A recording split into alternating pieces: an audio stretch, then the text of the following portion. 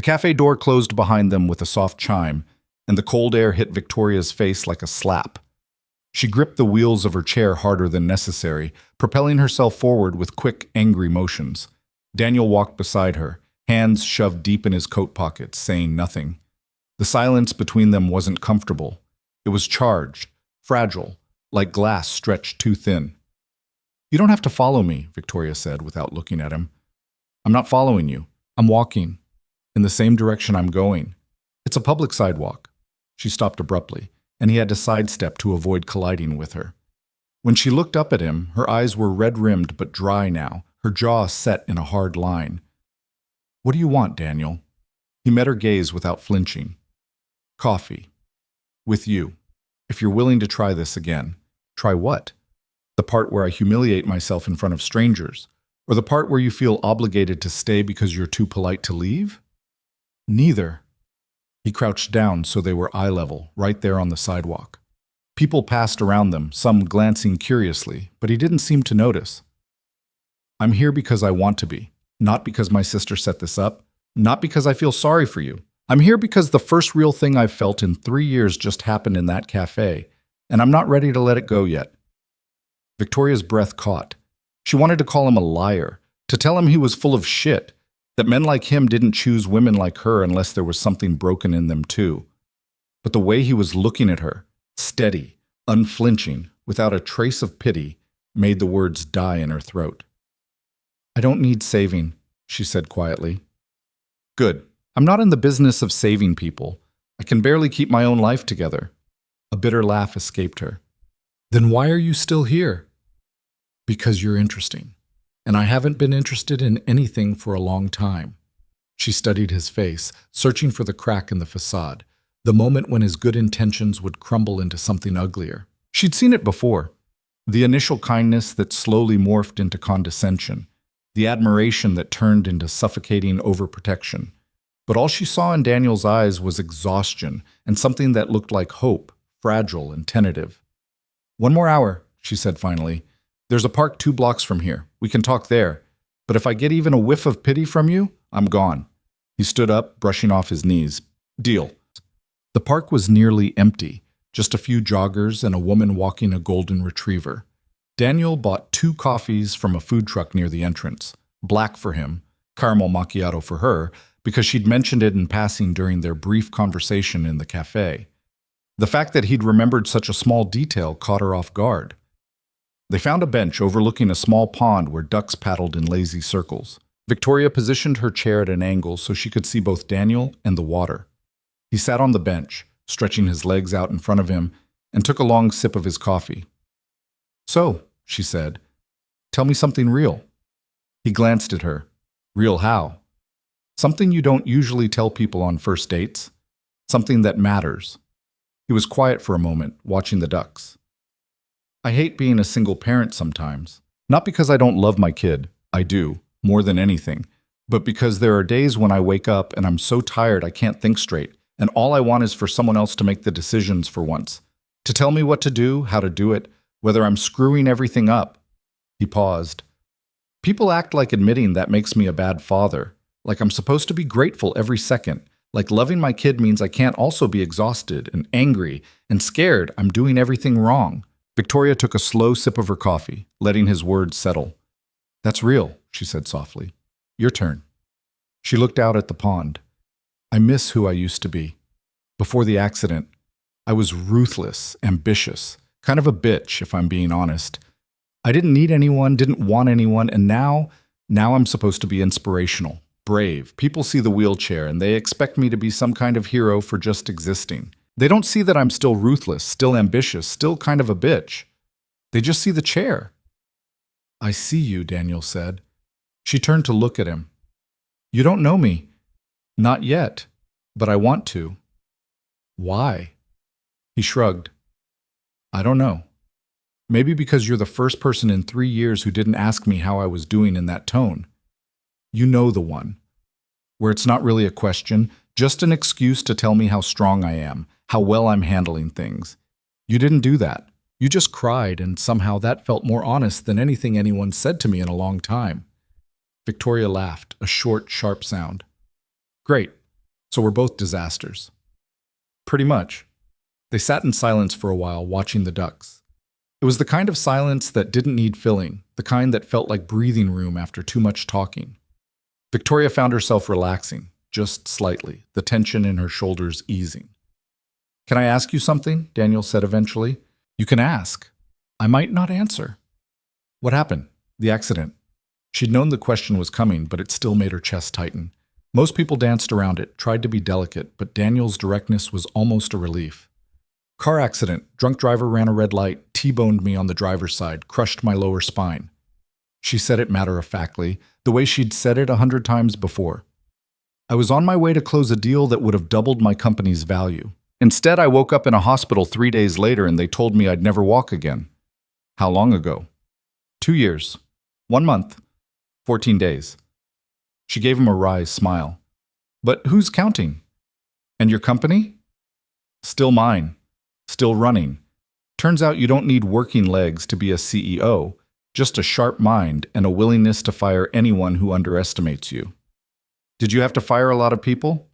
"More than I should have. Investors, board members, even my CFO. They all started treating me like I was made of glass. Wanted to put me on leave, bring in interim leadership, all this bullshit about protecting the company's interests. So I cleaned house. Made it very clear that the only thing that changed about me was my mode of transportation." Daniel nodded slowly. "That must have been lonely." The observation hit harder than she expected. "Yeah," she said quietly. "It was. What about friends? Family?" Her laugh was hollow. "My parents died when I was in college. Car accident, actually. Kind of ironic. As for friends, turns out most of them weren't really friends. They were networking contacts, social climbers, people who liked the idea of knowing a successful woman. Once I wasn't useful to them anymore, or once they couldn't figure out how to act around me, they disappeared. Except for my assistant, Rachel. She's the only one who stuck around. Probably because I pay her too well to leave." "That's not fair to her." Victoria blinked. "What?" "Maybe she stayed because she actually cares about you, not just the paycheck." "You don't know Rachel." "You're right, but I know people, and I know loyalty. The kind that stays doesn't usually come with a price tag." She wanted to argue, but something in his voice made her pause. "What about you?" she asked instead. "You mentioned your sister set this up. What about everyone else?" Daniel's expression darkened slightly. "My parents are still around. They help with my kid when they can, but they've never really forgiven me for marrying someone they didn't approve of. My wife, Emma, she wasn't from their world. She was an artist, lived in a studio apartment, barely made rent most months. My parents thought she was using me, that she'd trap me with a pregnancy." He took a breath. "Turns out Emma got pregnant, but not because she was trying to trap anyone. She just wanted a family. And so did I." "What happened to her?" Victoria asked gently. "Cancer. Ovarian. She was diagnosed when our kid was 6 months old, gone within a year." His voice was flat, stripped of emotion, like he'd told the story so many times it had lost its edges. "My parents showed up to the funeral, said all the right things, then went back to their lives. They loved their grandkid, but they loved the idea of their grandkid more. The perfect little heir to the family name, as long as I raise them the right way, send them to the right schools, marry the right person next time." "Are you going to? Marry the right person?" He looked at her. "I don't even know what that means anymore. I thought I did. I thought Emma was the right person, and she was. But she's gone. And I'm still here. And everything I thought I knew about my life doesn't make sense anymore." Victoria understood that feeling more than she wanted to admit. "How old's your kid?" 4, just turned 4 last month." "Do they remember her? Their mom?" "Bits and pieces, a song she used to sing, the way she smelled, but mostly, no. And I don't know if that's better or worse." They fell silent again, the weight of their shared grief settling between them like a third presence. Victoria had spent 2 years building walls around herself, convincing herself that she didn't need anyone, that vulnerability was weakness. But sitting here with Daniel, a man she'd known for less than 2 hours, she felt those walls cracking. "This is a terrible first date," she said finally. Daniel laughed, a real laugh that reached his eyes. "The worst." "Want to try for a second one?" He looked at her surprised. Yeah, I do. Over the next 3 weeks, they fell into a rhythm. Daniel would text her in the mornings. Nothing profound, just small observations about his day. Victoria would respond with sarcasm and the occasional genuine thought. They met twice a week, always somewhere public, always somewhere she could navigate easily. A museum, a bookstore with wide aisles, a restaurant with ramp access and tables that didn't feel like pity. She learned that Daniel worked as a freelance architect, designing sustainable buildings for nonprofits and small businesses. He was good at it, meticulous and creative, but he'd given up on the bigger projects after Emma died. Too much time away from home, too much risk. Victoria found herself challenging him on that, pushing him to think bigger again, and to her surprise, he didn't shut her down. He listened. He learned that Victoria's company, Sterling Innovations, specialized in adaptive technology, software and devices designed to make life easier for people with disabilities. It was work she'd fallen into after her accident, turning her own frustration into something productive. She was brilliant at it, ruthless in negotiations, and terrified of failing. Why terrified, Washawul? Daniel asked one evening as they sat in her office after hours.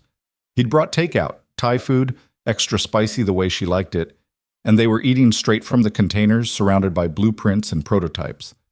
Because if I fail, it proves them right, she said simply. Who? Everyone who thought I couldn't do this anymore. Everyone who looked at me after the accident and saw someone broken. If I fail, it means they were right to doubt me. Daniel set down his fork. That's a lot of pressure. I know. And it's bullshit. She looked up sharply. Excuse me? You're allowed to fail, Victoria. Failing doesn't mean you're broken. It just means you're human. Easy for you to say. Is it? His voice was calm but firm. I fail every day. I burn dinner, I lose my temper with my kid, I miss deadlines, I forget important things. And yeah, sometimes I feel like a failure, but I'm not. I'm just doing my best, and my best isn't always enough, and that's okay. It's not the same. Why not? Because you didn't have to prove you deserved to keep your job. You didn't have to fight to convince people you were still capable. You didn't have to rebuild your entire life from scratch, while everyone watched and waited for you to collapse.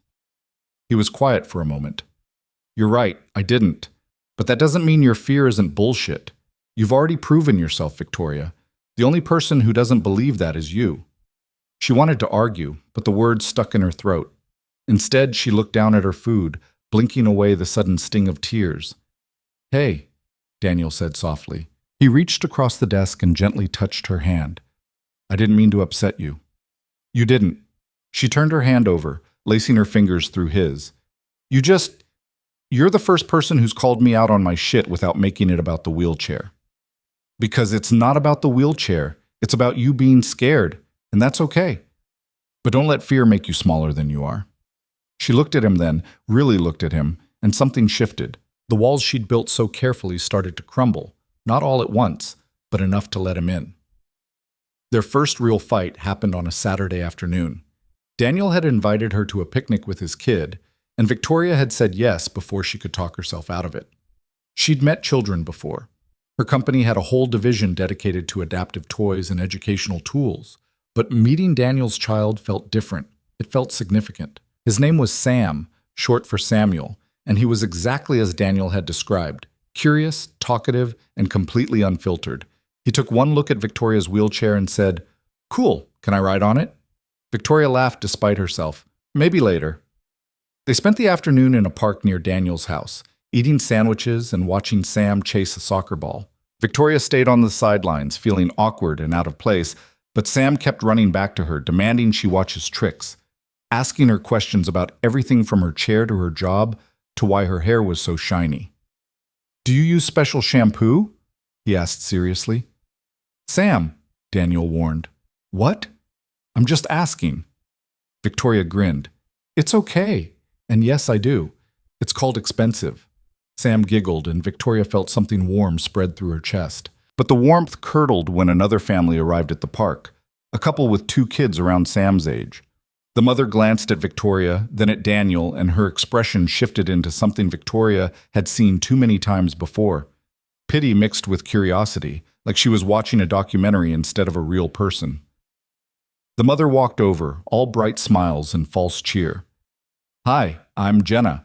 Are you all having a play date?" Daniel stood up, brushing grass off his jeans. "Something like that." Jenna's gaze flicked to Victoria, then back to Daniel. "That's so wonderful. It's really great that you're, including everyone." Victoria's stomach dropped. Including everyone. Like she was a charity case. "She's not a project," Daniel said, his voice tight. Jenna blinked, clearly not expecting the pushback. "Oh, I didn't mean, I just think it's really admirable what you're doing. Not everyone would what?" Victoria cut in, her tone icy. "Not everyone would date someone in a wheelchair? Not everyone would bring them around their kid?" "Finish the sentence, Jenna." Jenna's face flushed. "I didn't mean it like that." "Yes, you did." Victoria turned to Daniel. "I'm leaving."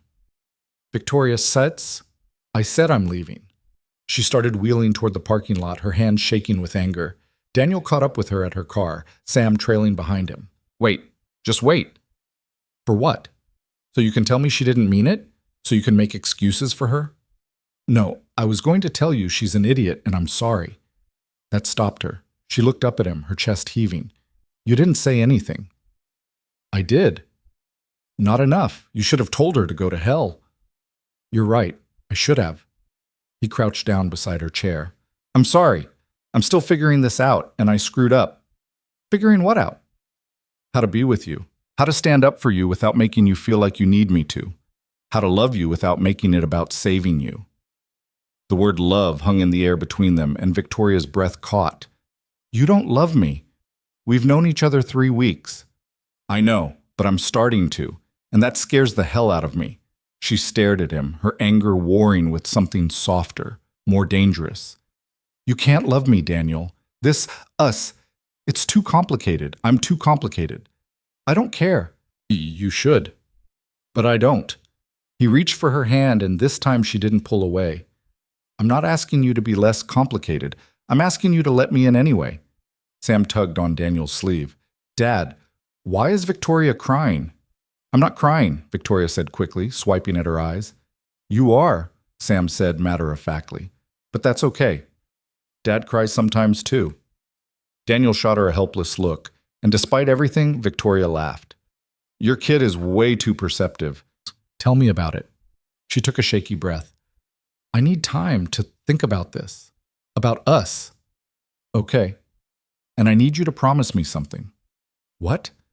"If someone says something like that again, if anyone makes me feel like I'm some kind of burden or charity case, you don't hesitate. You shut it down, immediately." "I promise." She nodded, still not entirely convinced, but willing to try. "Okay." That night, alone in her apartment, Victoria stared at her phone. Daniel had texted her an hour ago. Just a simple good night, nothing more.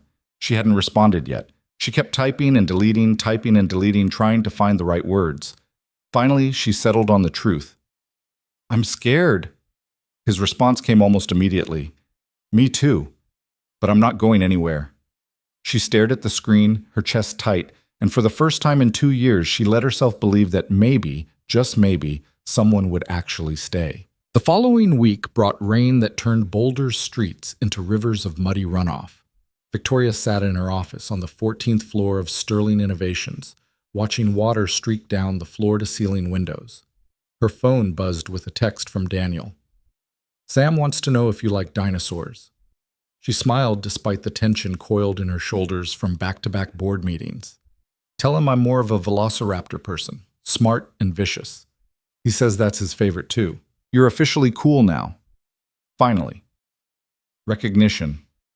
She set the phone down and returned to the spreadsheet glowing on her monitor, but her mind kept drifting.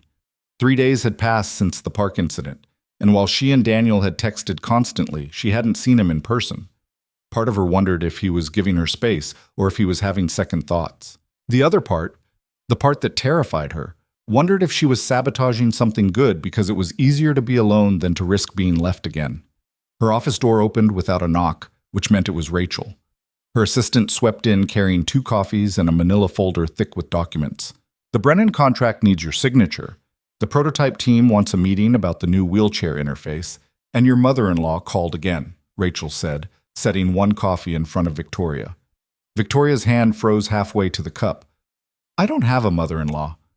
Sorry, ex-mother-in-law, technically. What did Patricia want?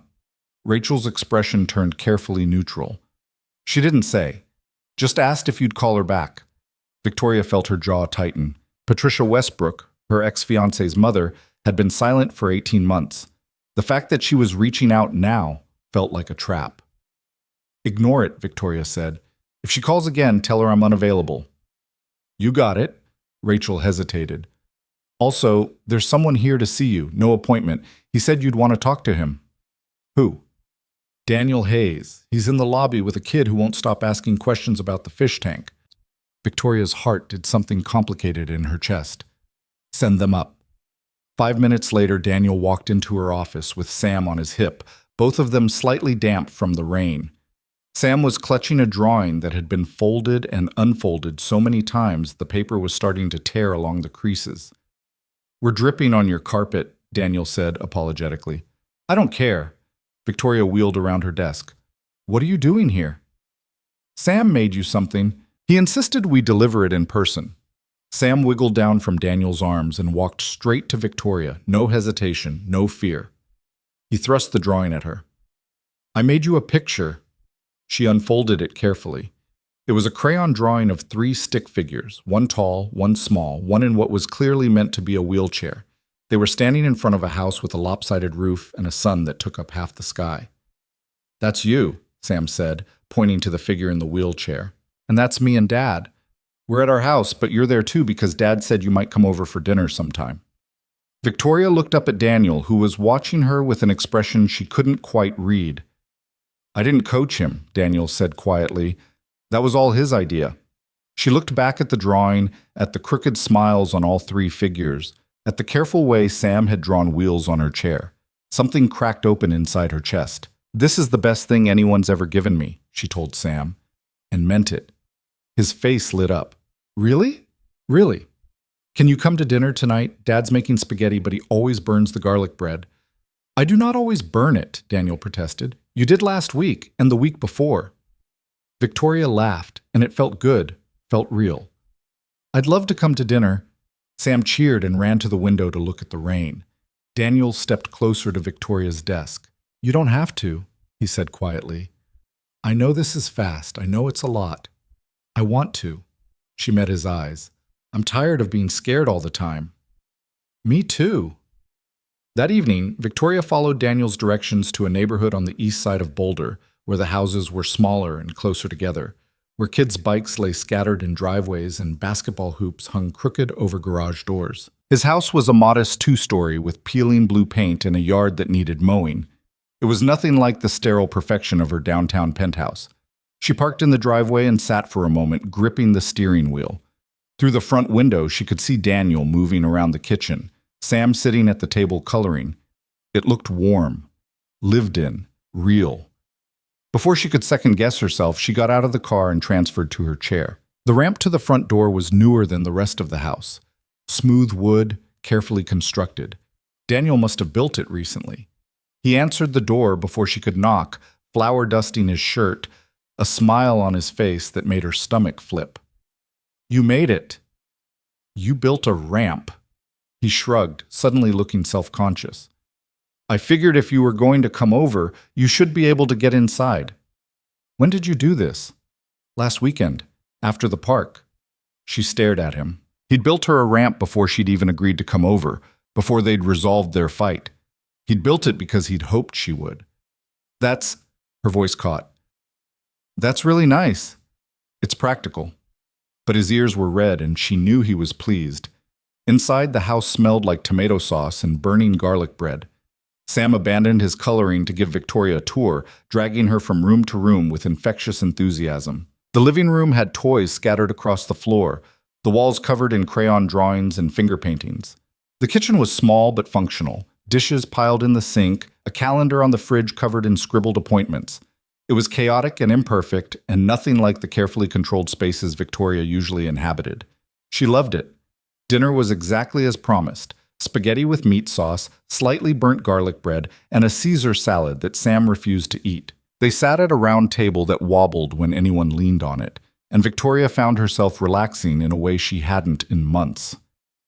"So, Victoria," Sam said through a mouthful of pasta, "do you have a house?" "Sam, don't talk with your mouth full," Daniel said automatically. Sam swallowed. "Do you have a house?" "I have an apartment in a tall building downtown."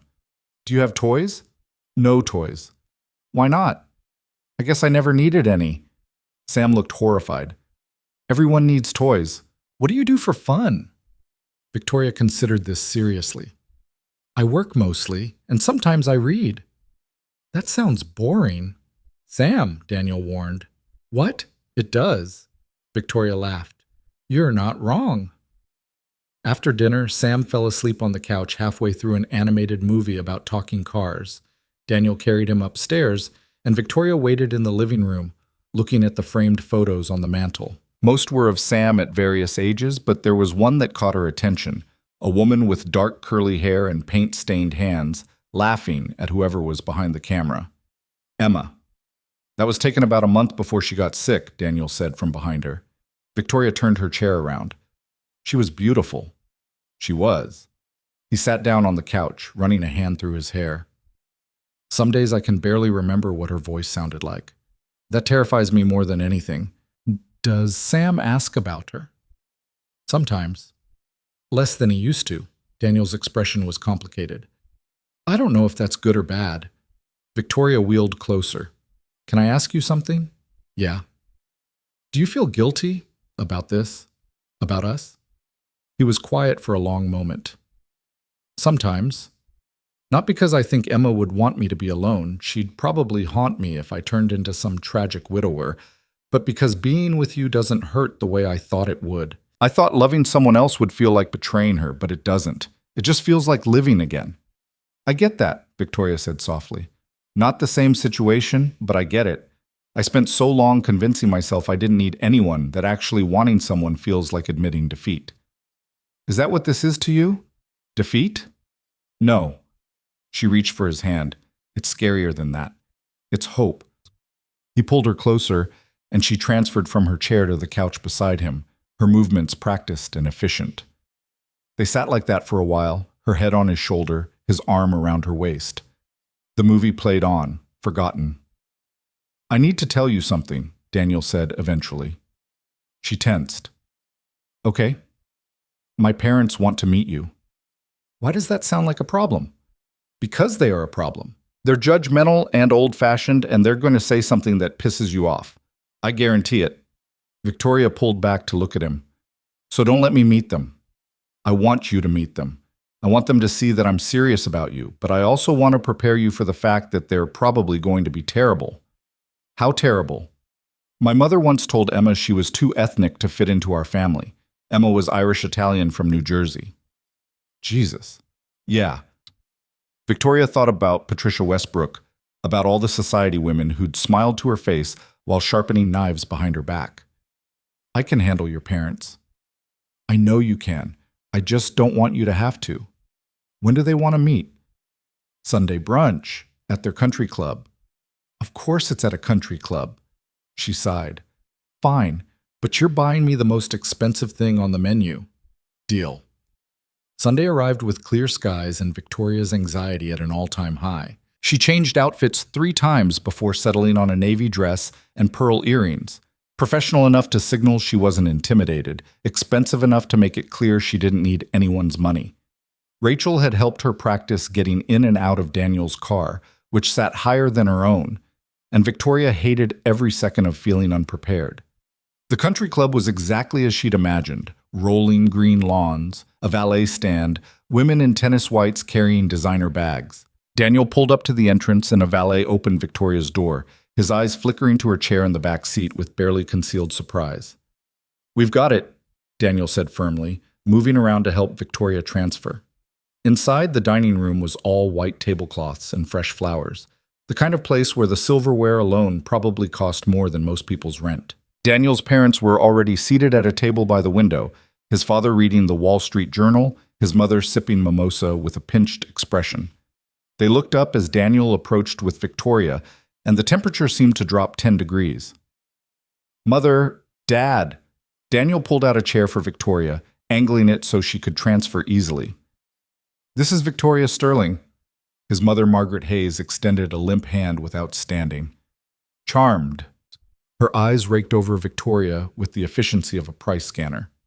Sterling, any relation to the Connecticut Sterlings? No relation, Victoria said evenly. My parents were from Ohio. Ah. Margaret's tone suggested Ohio was somewhere between purgatory and a landfill. Daniel's father, Robert, at least had the decency to shake her hand properly. Pleasure to meet you. Daniel mentioned you run a company.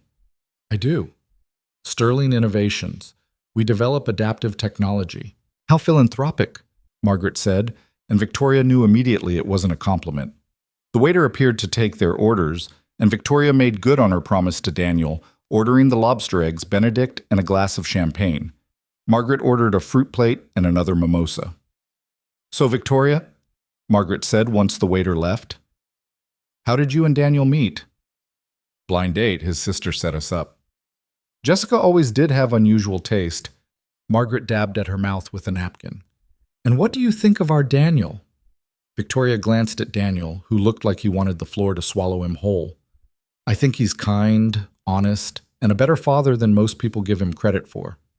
Well, being a single parent is certainly challenging, though, of course, if he'd made better choices initially. Daniel cut in sharply. I'm simply saying, dear, that some paths are harder than others. And now, with another complicated situation, stop, Daniel said. But Margaret continued as if he hadn't spoken, turning to Victoria with a smile that didn't reach her eyes. I'm sure you understand this is difficult for us. Our son has already been through so much, and naturally we want what's best for him and our grandson. Victoria's fingers tightened on her water glass. And you don't think I'm what's best for him? I didn't say that. You didn't have to. Victoria leaned forward slightly. Let me save us all some time. I'm successful, financially independent, and I don't need your son's money or your family's name. What I need is for him to be happy, and what makes him happy is up to him, not you. Margaret's nostrils flared. I'm simply concerned about the practical realities. The practical realities of what? Of me being in a wheelchair? Victoria's voice was sharp enough to cut glass. Say it plainly, Margaret. Don't hide behind concern. Victoria, Daniel started. No. She kept her eyes on his mother. If we're going to do this, let's be honest. You think I'm going to be a burden. You think your son is making a mistake getting involved with someone who can't walk. You think I'll hold him back, that I'll need constant care, that I'm somehow less than whoever you imagined him ending up with. Am I close? The table fell silent. Margaret's face had gone pale, then red. How dare you? She said quietly. How dare I what? Tell the truth? You've been dancing around it since we sat down. Victoria grabbed her bag. Daniel, I'm leaving. Wait. He stood up. I'm coming with you. Daniel Hayes, you sit down this instant, Margaret hissed. No. He threw his napkin on the table. You don't get to treat her like that. You don't get to make assumptions about her or about us. Victoria is the best thing that's happened to me in 3 years. And if you can't see that, if you can't treat her with basic respect, then we're done here. Robert finally spoke up. Son, your mother is just worried. Worried about what? That I'm actually happy, that I'm building a life that doesn't look exactly like the one you planned for me? Daniel's voice was rising, and other diners were starting to stare. Emma wasn't good enough for you, and now Victoria isn't good enough for you. Here's the thing. I don't care anymore. I'm done trying to get your approval. He moved to Victoria's side, his hand finding hers. Let's go. They left the dining room in a wave of whispers and stares. The valet brought the car around, and Daniel helped Victoria transfer in silence. Neither of them spoke until they were on the highway heading back toward the city. I'm sorry, Daniel said finally. For what? For putting you through that. For my mother. For all of it. Victoria stared out the window at the mountains rising in the distance. You stood up for me. I should have done it sooner. The second she started with that philanthropic bullshit. But you did do it. That's what matters. She turned to look at him. No one's ever done that before. What do you mean? When I was engaged, before the accident, my fiancé used to let his family say whatever they wanted about me. That I was too ambitious, too cold, too focused on work. He'd laugh it off, tell me they didn't mean it. After the accident, when he left, his mother actually called me to say she understood why he couldn't go through with the wedding, that it was too much to ask of him. Daniel's hands tightened on the steering wheel. What did you say? I told her to go to hell and hung up, but it hurt. It still hurts, because part of me believed her. Part of me still thinks she was right. She wasn't. How do you know? Because I know you, and you're not too much. You're exactly enough. Victoria felt tears burning behind her eyes. She blinked them back hard. Your parents are going to make this difficult. Let them. I meant what I said back there. I'm done caring what they think. They drove in silence for a while, the city sprawling out ahead of them. When Daniel pulled up outside Victoria's building, neither of them moved to get out. Come upstairs, Victoria said. Are you sure? I'm sure. Her apartment was pristine in a way that suddenly embarrassed her. White furniture, glass tables, everything carefully arranged and untouched. It looked like a showroom, not a home. Daniel noticed immediately. Where do you actually sit? He asked. What? All this furniture looks like it's never been used. Where do you sit when you want to relax? She gestured vaguely at the couch. He sat down on it, testing. This is the most uncomfortable thing I've ever experienced. Despite everything, she laughed. It's designer. It's terrible. He patted the space next to him. Come here anyway. She transferred from her chair to the couch, and he was right. It was hideously uncomfortable. But when he put his arm around her and she leaned into his warmth, it didn't matter. I don't know how to do this, she admitted quietly. Do what? Be with someone. Let someone in. I've spent so long protecting myself that I don't remember how to be vulnerable. Then we'll figure it out together. He pressed a kiss to the top of her head. I'm not going anywhere, Victoria. I know you don't believe that yet, but I'll keep saying it until you do. She tilted her face up to look at him, and he kissed her properly this time, slow and sweet and full of promise. When they broke apart, she was breathless. Stay tonight, she whispered. What about Sam? Call your sister. Ask her to watch him. He pulled out his phone, never taking his eyes off her. You're sure? I'm sure. Later, tangled in her sheets with the city lights glowing through the floor-to-ceiling windows, Victoria felt something she hadn't felt in years, safe. Daniel's arm was draped across her waist, his breathing slow and even. She should have been asleep, but her mind wouldn't quiet. Daniel? She whispered.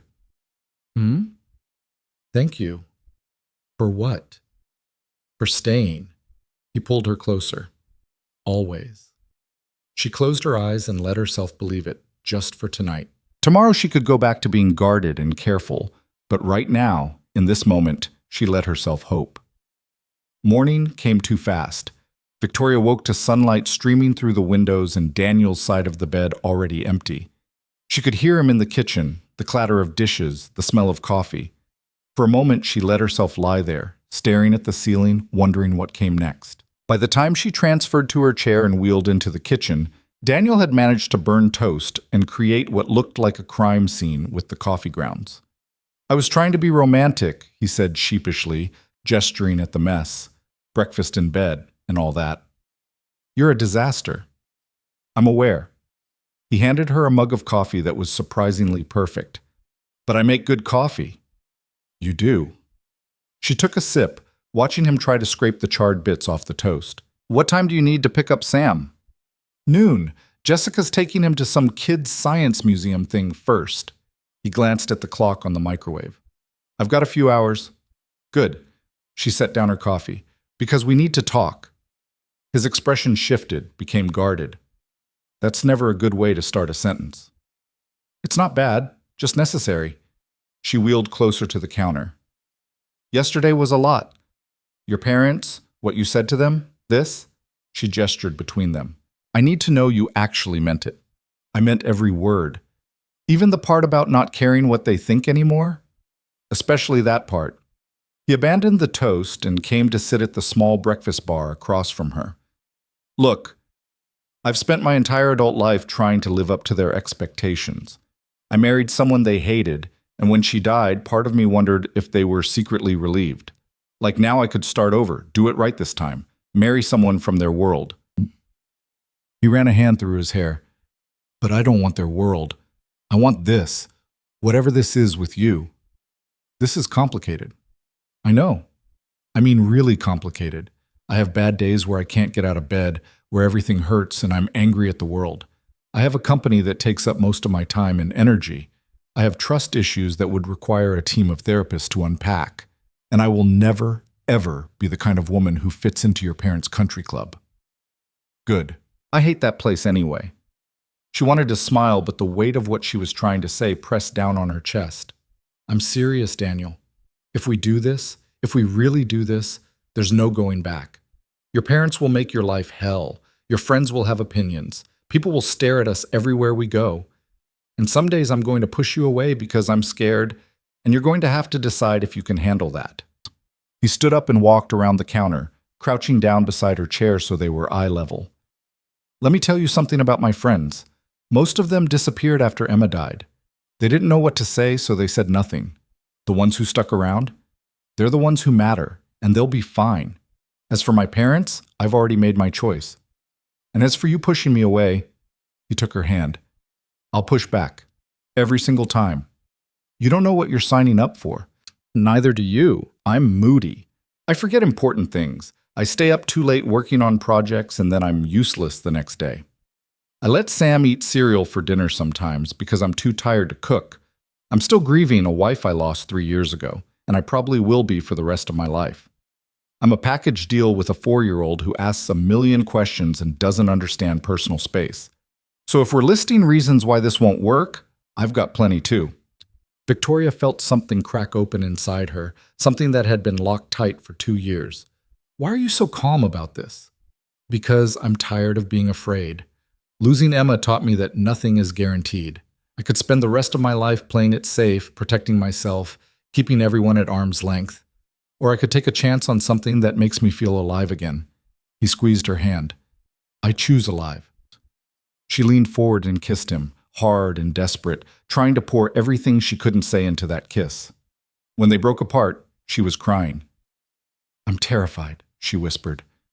Me too, but we'll be terrified together. 3 weeks passed in a blur of stolen moments and cautious optimism. Daniel started spending more nights at Victoria's apartment, though he always left early to get Sam ready for preschool. They fell into a rhythm that felt both natural and fragile. Dinners at his house, late-night conversations after Sam went to bed, weekends at the park where Victoria gradually became a fixture in their lives. Sam had accepted her presence with the easy adaptability of children. He asked questions about her chair, about why she couldn't walk, about whether it hurt, and Victoria answered honestly. She never talked down to him, never tried to sugarcoat the reality of her situation, and he seemed to appreciate that. He started drawing her into all his pictures, sometimes remembering the wheelchair, sometimes forgetting it entirely. Work became both easier and harder. Easier because Victoria found herself actually looking forward to leaving the office, to having somewhere to be that wasn't another meeting or networking event. Harder because her focus was split in ways it had never been before. Rachel noticed immediately. You're different, Gia, her assistant said one afternoon, setting a stack of contracts on Victoria's desk. Different how? Lighter. Less like you're constantly bracing for impact. Rachel paused. It's nice. Looks good on you. Victoria glanced up from her computer. Is this your way of saying I was a nightmare before? I would never. Rachel's smile was knowing. But for the record, Daniel seems good for you. Sam, too. Don't jinx it. I'm not. I'm just saying it's okay to be happy. But happiness, Victoria was learning, came with its own set of complications. A week later, Daniel asked her to come to a dinner party thrown by one of his old college friends. She said yes before she could overthink it, but the anxiety started building days before the actual event. What if they're like your parents? She asked Daniel as they drove to the restaurant. They're not. How do you know? Because Marcus and his wife Diane are good people. They knew Emma. They loved Emma, and they're going to love you too. Victoria wasn't convinced, but she put on her best armor, a black dress that cost more than most people's monthly rent, heels she couldn't wear but brought anyway because they looked good resting on her footrests, makeup that took 40 minutes to apply. If people were going to stare, she'd give them something worth looking at. The restaurant was trendy and loud, all exposed brick and industrial lighting. Daniel had called ahead to make sure there was accessible seating, but even so, Victoria had to navigate around tables packed too close together, her chair bumping against chair legs and purses hanging from seat backs. By the time they reached their table, she was already exhausted. Marcus stood up as they approached, a tall man with warm brown skin and an easy smile. "Daniel, man, it's been too long." He pulled Daniel into a hug, then turned to Victoria. "And you must be Victoria. I'm Marcus. This is my wife, Diane." Diane waved from her seat, visibly pregnant and looking tired but happy. "Sorry, not getting up. If I stand, I'll have to pee, and I just got comfortable." Victoria liked her immediately. They ordered drinks, wine for everyone except Diane, who got sparkling water with lime, and fell into easy conversation. Marcus and Daniel traded stories about their college days, most of which seemed to involve terrible decisions and even worse, hangovers. Diane worked as a physical therapist, and she asked Victoria about her chair with genuine professional curiosity, not the careful tiptoeing Victoria was used to. "I work with a lot of adaptive equipment," Diane said. "That's a nice setup you've got, custom?" "Yeah, I had it built to spec about 6 months after the accident. The standard ones were too heavy, and the sports chairs weren't practical for everyday use." "Makes sense. What kind of mobility do you have? If you don't mind me asking." "I don't mind." And surprisingly, she didn't. There was something refreshing about Diane's directness. Complete paralysis from T10 down, some sensation, no motor function. "That's rough. How's your pain management?" They fell into a discussion about nerve pain and muscle spasms, about the difference between good doctors and ones who treated every complaint like drug-seeking behavior.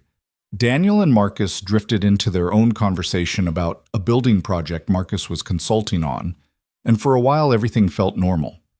Then Marcus's brother showed up. Tyler was late and loud, bursting into the restaurant like he owned it, already a few drinks deep from wherever he'd been before.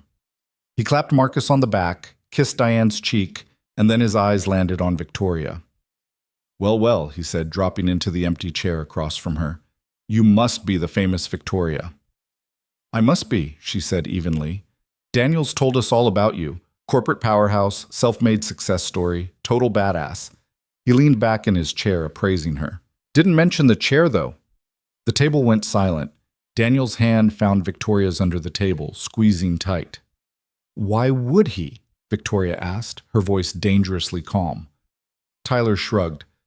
"Just seems like relevant information, you know? I mean, it's not exactly something you can miss." "Tyler," Marcus said sharply. "Don't." "What?" "I'm just saying what everyone's thinking." "No," Daniel cut in, his voice tight. "You're saying what assholes think. There's a difference." Tyler held up his hands. "Hey, no offense meant. I just think it's brave, you know? Daniel getting back out there, taking on a challenge like that." Victoria felt the anger rise in her throat, hot and bitter. "A challenge?" "Yeah, I mean, it's admirable. Not every guy would—" She didn't let him finish. "Let me stop you right there. I'm not a challenge. I'm not a charity case. I'm not some inspirational story for you to feel good about. I'm a person who happens to use a wheelchair, and if you can't see past that, then you're not worth my time." She grabbed her bag and started wheeling toward the door, fury propelling her forward. Behind her, she could hear Daniel's chair scraping back, his voice raised. "You're an asshole, Tyler. Stay the hell away from us." He caught up with her outside, where the night air was sharp and cold. Victoria was shaking, though whether from anger or humiliation she couldn't tell. "I'm sorry," Daniel said. "I had no idea he'd—" "It doesn't matter." "It does matter. He was completely out of line." "He said what everyone was thinking, Daniel. You heard him. Taking on a challenge. Like I'm some kind of project you decided to fix." "That's not what I think. You know that's not what I think." "Do I?" She spun her chair to face him. "Because right now I'm wondering if he's right. If this whole thing is just you trying to prove something. To your parents, to yourself, to the world. Look at me, I'm such a good guy dating the woman in the wheelchair." "Stop it." His voice was hard now, frustrated. "Stop putting words in my mouth. Stop assuming the worst about me." "I'm not assuming. I'm being realistic." "No, you're being scared. And you're lashing out because that's easier than admitting you care about this. About us." She stared at him, her chest heaving. "Maybe I'm lashing out because I'm tired of having to defend my existence every time we leave the house. Maybe I'm tired of people treating me like I'm brave just for being alive. Maybe I'm tired of wondering when you're going to realize this is too hard and walk away. I'm not walking away. You say that now.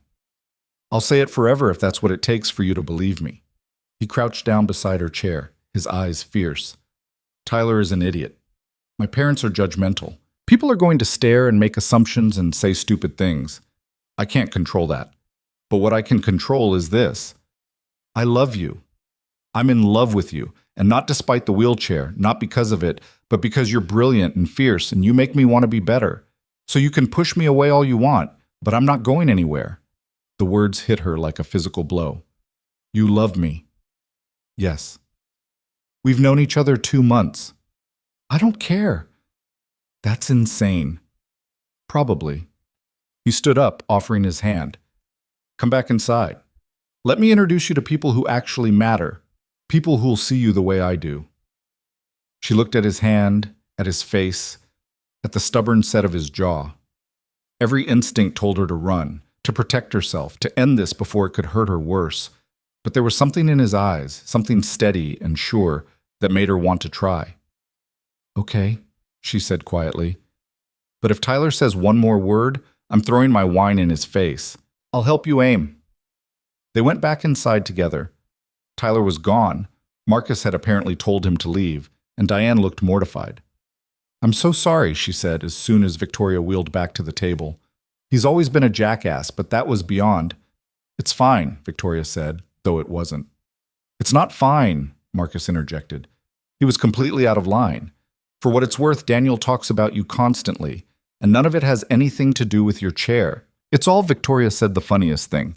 Victoria's company just landed this huge contract. Victoria's teaching Sam about dinosaurs. You're not a challenge to him, you're just you. Victoria felt her throat tighten. Thank you. The rest of the dinner was better. They talked about work and parenthood and the frustrations of home renovation.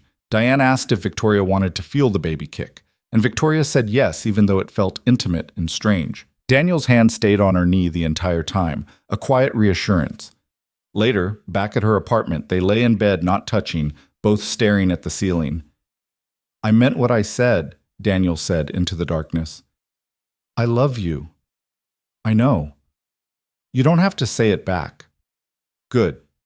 Because I'm not ready. That's okay? She turned her head to look at him. I want to be ready. I want to be the kind of person who can say it without being terrified. But I've been burned before, Daniel. Really badly. And I don't know if I can survive it again. So we take it slow. We're already living in each other's pockets. That's not slow. Then we take it at whatever speed works. He rolled onto his side, propping himself up on one elbow. I'm not asking you to be someone you're not. I'm just asking you to let me stay. What if I can't give you what you need? What do you think I need? She thought about it, really thought about it. Someone who can be a mother to Sam. Someone who can keep up with your life. Someone who isn't constantly fighting their own brain. I need someone who makes me laugh. Someone who challenges me. Someone who gives a damn about the things that matter. You're all of those things. I don't know how to be a mother. Neither did I when Sam was born. I learned. You'll learn too if you want to. What if I don't want to? He was quiet for a long moment. Then we figure that out too. But I think you're selling yourself short. Sam adores you. Sam's 4. He adores everyone who pays attention to him. That's not true. He was weird around Emma's parents for months. With you, he was comfortable from day one. Victoria closed her eyes. This is too much, too fast. We can slow down. Can we? Because it feels like we're already at the point where slowing down means ending things, and I don't want that either. So we don't end things. We just exist like this for a while. No pressure, no expectations. You just told me you love me. That's pressure. It's not. It's just the truth. He reached for her hand in the darkness. I can love you and not need anything back right now. I can wait. She wanted to believe him, wanted to trust that this wouldn't all fall apart the moment things got hard. But trust was a muscle she hadn't exercised in years, and it ached with disuse. I'm going to disappoint you, she whispered. You're not. I am. Eventually, everyone does. Then I'll deal with it when it happens. He pulled her closer. But I don't think you will. I think you're stronger than you give yourself credit for. She let him hold her, let herself sink into the warmth of his body, and tried to quiet the voice in her head that kept waiting for everything to crumble. The next few weeks tested them in small ways. Daniel's car broke down and Victoria drove them everywhere for 3 days while he waited for parts. Sam got sick with a stomach bug and threw up all over Victoria's designer handbag. Victoria had a bad pain day and snapped at Daniel over something trivial, then locked herself in her home office for 6 hours. Daniel forgot their dinner reservation and showed up an hour late covered in sawdust from a project. They fought. Not the big explosive fights Victoria was used to, but the small exhausting ones about dishes left in the sink and schedules that didn't align and different ideas about how to spend a Saturday. They made up, sometimes with words, sometimes with silence, sometimes with sex that felt like communication when language failed. Through it all, Daniel stayed. He didn't leave when Victoria was difficult.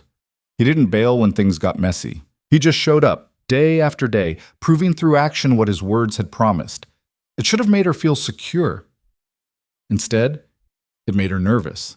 Because the longer he stayed, the harder it would be when he inevitably left. And she was certain he would leave. Everyone did eventually. That certainty crystallized into something sharper when Daniel's parents called. Not Daniel directly, but his father, asking if they could meet, just the four of them, to talk. It's a trap, Victoria said when Daniel told her. Probably. So we say no. We could, or we could go and set some boundaries, make it clear that they don't get a vote in our relationship. They're your parents. They'll always have a vote. Not if I don't let them. He sat down across from her at his kitchen table. Sam was at preschool, the house quiet around them. Look, I know this is asking a lot, but I want them to see us together, really see us. Not as some problem they need to solve, but as two people who chose each other. What if they can't see that? Then we leave, and we don't look back. She studied his face, looking for doubt, for hesitation. All she saw was determination. You'd really cut them off? Your own parents? If that's what it takes to protect what we have? Yes. That's a big sacrifice. It's not a sacrifice, it's a choice. There's a difference. She wanted to argue, but the conviction in his voice stopped her. Okay, we'll meet them. But the second it goes bad, we're out. Deal.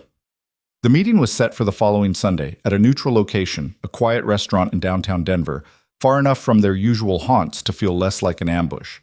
Victoria spent the morning preparing like she was going into battle. Power suit, perfect makeup, every piece of armor she owned. When they arrived, Robert and Margaret were already seated in a corner booth. They stood as Daniel and Victoria approached, and for a moment Victoria thought she saw something like regret cross Margaret's face, but it was gone so quickly she might have imagined it. Thank you for coming, Robert said as they settled in. Let's skip the pleasantries, Victoria said. Why are we here? Margaret's mouth tightened, but Robert held up a hand. Fair enough. We wanted to apologize. Our behavior at brunch was inexcusable, and we've had time to reflect on that. Reflect, Victoria repeated. That's one way to put it. We were concerned, Margaret said stiffly, about Daniel, about our grandson, about the future.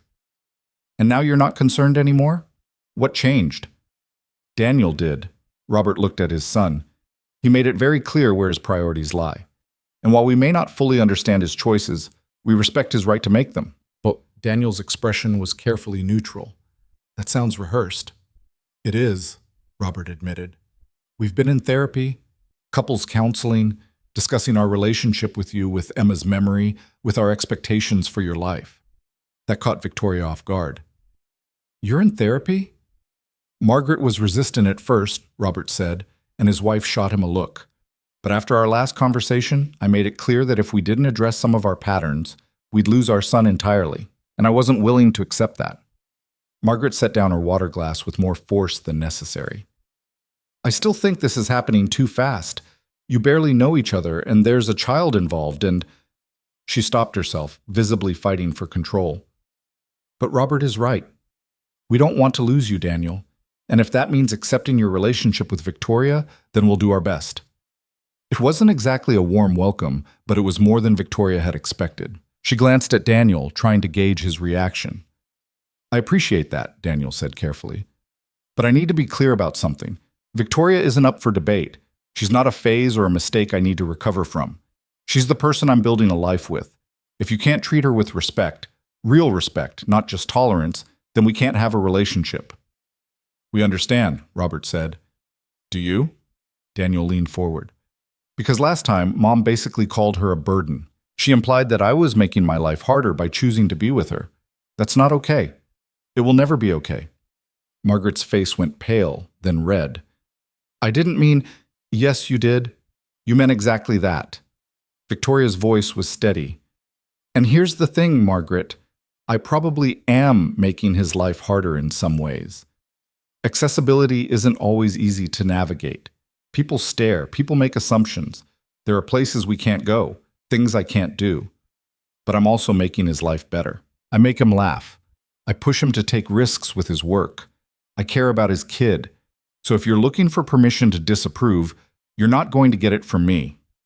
The table fell silent. A waiter appeared to take their orders, and they all ordered mechanically, none of them really looking at the menu. When the waiter left, Margaret spoke again, her voice quieter. I lost a daughter-in-law, Emma. I know I wasn't always kind to her, and I've regretted that every day since she died. I don't want to make the same mistakes twice. Then don't, Daniel said simply. It's not that easy. Yes, it is. You just treat Victoria like a person, like someone I love. That's it. Margaret looked at Victoria for a long moment, and Victoria stared back, refusing to flinch. Finally, Margaret nodded. I'll try. That's all I'm asking, Daniel said. The rest of the lunch was stilted but civil. They talked about safe subjects, Sam's preschool, Daniel's latest project, Victoria's company expansion. It wasn't warm, but it wasn't hostile either. Progress, Victoria supposed, even if it felt fragile. As they were leaving, Robert pulled Daniel aside while Margaret approached Victoria. I wanted to say something, Margaret began, and Victoria braced herself. I know I haven't been welcoming, and I know my reasons aren't good enough, but I want you to know that I see how my son looks at you. He never looked at Emma that way. He loved her, but there was always something dutiful about it. With you, it's different. It's real. Victoria didn't know what to say to that. Thank you? I'm not good at this. At being wrong. At admitting when I've misjudged someone. Margaret's hands twisted together.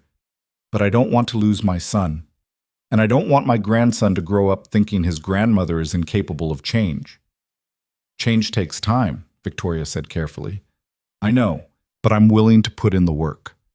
It was the most human Margaret had been, and despite everything, Victoria found herself softening slightly. Then I'm willing to give you a chance. Margaret nodded, relief visible on her face. They stood there awkwardly for another moment before Daniel and Robert rejoined them, and they said their goodbyes with stiff hugs and promises to do this again soon. In the car on the way back to Boulder, Daniel reached for Victoria's hand. That was something, he said. That was terrifying. But you did it. We did it. She squeezed his hand. Think it'll stick? I don't know. But it's a start.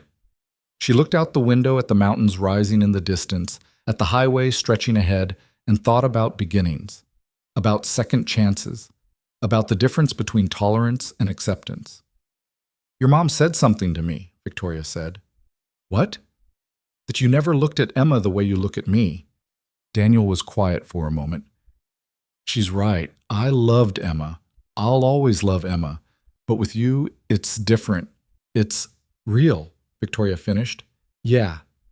She turned to look at him, at the way the sunlight caught his profile, at the gentle strength in his hands on the steering wheel. And she thought maybe, just maybe, she was starting to understand what he meant. 2 months later, on a Saturday morning in early October, Victoria woke up to Sam jumping on Daniel's bed while she was still in it. She'd spent the night at his house, something that had become routine enough that she kept a drawer of clothes in his bedroom and a charger on the nightstand. Wake up, wake up, wake up, Sam chanted, bouncing with the kind of energy that should be illegal before 8 in the morning. Daniel groaned and pulled a pillow over his head. Sam, buddy, what have we talked about regarding Saturday mornings? That they're for sleeping in, Sam recited dutifully, still bouncing. But Dad, it's snowing. Victoria cracked one eye open and looked toward the window. Sure enough, fat white flakes were falling steadily, already coating the yard in a thin layer of white. First snow of the season, Daniel mumbled from under his pillow. Can we go outside, please, please, please? After breakfast, Victoria said, surprising herself. Sam turned his attention to her, his face lighting up. Will you come too? She hesitated. Snow meant ice, which meant her chair would be useless in the yard. She'd be stuck inside watching through the window while Daniel and Sam played, the way she'd been stuck watching life happen around her for 2 years. I don't think, she started. Please?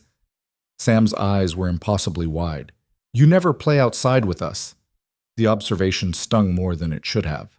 That's because my chair doesn't work well in snow, buddy. So don't use your chair. Dad can carry you. Daniel finally emerged from under the pillow, his hair sticking up at odd angles. Sam, that's not... I can carry her, Sam insisted. Well, Dad can carry her, but I can help. We could build a snowman together, all 3 of us. Victoria looked at Daniel, who looked back at her with a question in his eyes. It would be easy to say no, to stay inside where it was warm and accessible. But Sam was looking at her with such hope, and she was so tired of letting her limitations define what she could and couldn't do. Okay, she heard herself say, but I'm not promising I'll be good at this. Sam cheered and launched himself at her for a hug that nearly knocked her over. Daniel caught them both, laughing, and for a moment they were just a tangle of limbs and warmth. An hour later, Victoria found herself bundled in Daniel's oversized winter coat, being carried through the back door into a yard blanketed in white. Daniel set her down on a lawn chair he'd cleared off, and Sam immediately started gathering snow for their snowman. You okay? Daniel asked quietly, crouching beside her. Ask me in 10 minutes when I can't feel my legs anymore. That's not what I meant. She knew what he meant. I'm okay. It's weird, but okay. We can go inside whenever you want. I know. She looked at Sam, who was already covered in snow and grinning like a maniac. But let's give him a few minutes first. They built a lopsided snowman with a carrot nose and rocks for eyes. Sam insisted on making it as tall as possible, which resulted in Daniel lifting him up repeatedly to place the head. Victoria contributed by forming the snowballs and critiquing their construction technique, which made Sam giggle every time she declared something structurally unsound.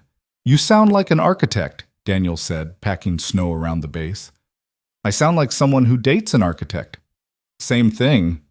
Sam decided the snowman needed a family, which led to an hour of building smaller snow people of various sizes. Victoria's fingers were numb inside her gloves, and she'd lost feeling in her feet 20 minutes ago, but Sam's joy was infectious. When he declared their snow family complete, he stood back to admire his work with his hands on his hips, mimicking Daniel's stance so perfectly that Victoria had to bite back a laugh. I think we need hot chocolate now, Daniel announced. With marshmallows? Sam asked. Obviously with marshmallows. What kind of barbarians do you think we are? Inside, while Daniel made hot chocolate and Sam changed out of his wet clothes, Victoria sat in her chair by the window watching the snow fall. Her body ached from the cold, from the unfamiliar positions, from the effort of doing something she hadn't done in years. But underneath the discomfort was something else, something that felt dangerously close to happiness. Daniel brought her a mug topped with a mountain of marshmallows. You're smiling. I'm cold. You're smiling, he repeated, settling onto the couch beside her chair. It's nice. Don't get used to it. Too late. He took a sip of his hot chocolate, getting marshmallow on his upper lip. Thank you for today. For trying. Sam's hard to say no to. It wasn't just for Sam. His voice was quiet, serious. You didn't have to do that, but you did, and it meant something to both of us. Before she could respond, Sam thundered down the stairs in fresh clothes, demanding his hot chocolate and launching into a detailed plan for an even bigger snow fort tomorrow. Victoria let the conversation wash over her, watching the two of them interact with an ease that came from years of practice. Later that night, after Sam had fallen asleep on the couch during a movie, and Daniel had carried him to bed, Victoria found herself still thinking about the snowman, about how easily she'd been included, how naturally it had felt to be part of their small family unit, even for an afternoon. You're thinking too hard, Daniel said, returning to the living room. I'm always thinking too hard. He sat down beside her chair, close enough that she could feel the warmth radiating from him. What about? Today, Sam, this. She gestured vaguely between them. How easy it's getting. That's a bad thing? It scares me. The easier it gets, the harder it'll be when what? When I leave? When I change my mind? He reached for her hand. Victoria, I need you to hear me. I'm not going anywhere. How many times do I have to prove that before you believe it? I don't know. Maybe forever. Then I'll spend forever proving it. He pulled her from the chair onto the couch beside him, maneuvering her carefully until she was tucked against his side. I love you. I love how you challenge me. I love how you make Sam think about the world differently. I love that you're terrible at building snowmen, but you tried anyway. I love that you're scared, but you keep showing up. She closed her eyes, letting his words sink in. I'm not good at this, at being part of something. You're better at it than you think. Sam asked me the other day if I was going to be his new mom. Daniel tensed. What did you say? I told him I didn't know, that I wasn't sure what I was going to be. She felt Daniel's chest rise and fall beneath her cheek. He seemed okay with that answer. Said his friend Jackson has 2 dads and no mom, and his friend Mia has a mom and a stepdad and a bonus mom, and families can look like lots of different things. He's not wrong. I know, but Daniel, I don't know if I can be what he needs, what you both need. I've never wanted kids. I built my whole life around my career, around being independent, and now I'm supposed to just figure out how to be a parental figure? You don't have to be anything you don't want to be. If you want to be Victoria, who dates his dad and is around sometimes, that's fine. If you want to be more than that, that's fine too. There's no rule book here. She tilted her head to look up at him. What do you want? Honestly, I want you here, in whatever capacity you're comfortable with. I want to wake up next to you. I want to split the grocery shopping and argue about whose turn it is to take out the trash. I want Sam to have someone else in his life who cares about him. I want us to build something together that doesn't look like anyone else's relationship because it's ours. That sounds like marriage. Eventually, maybe. If you want that. He paused. Do you want that?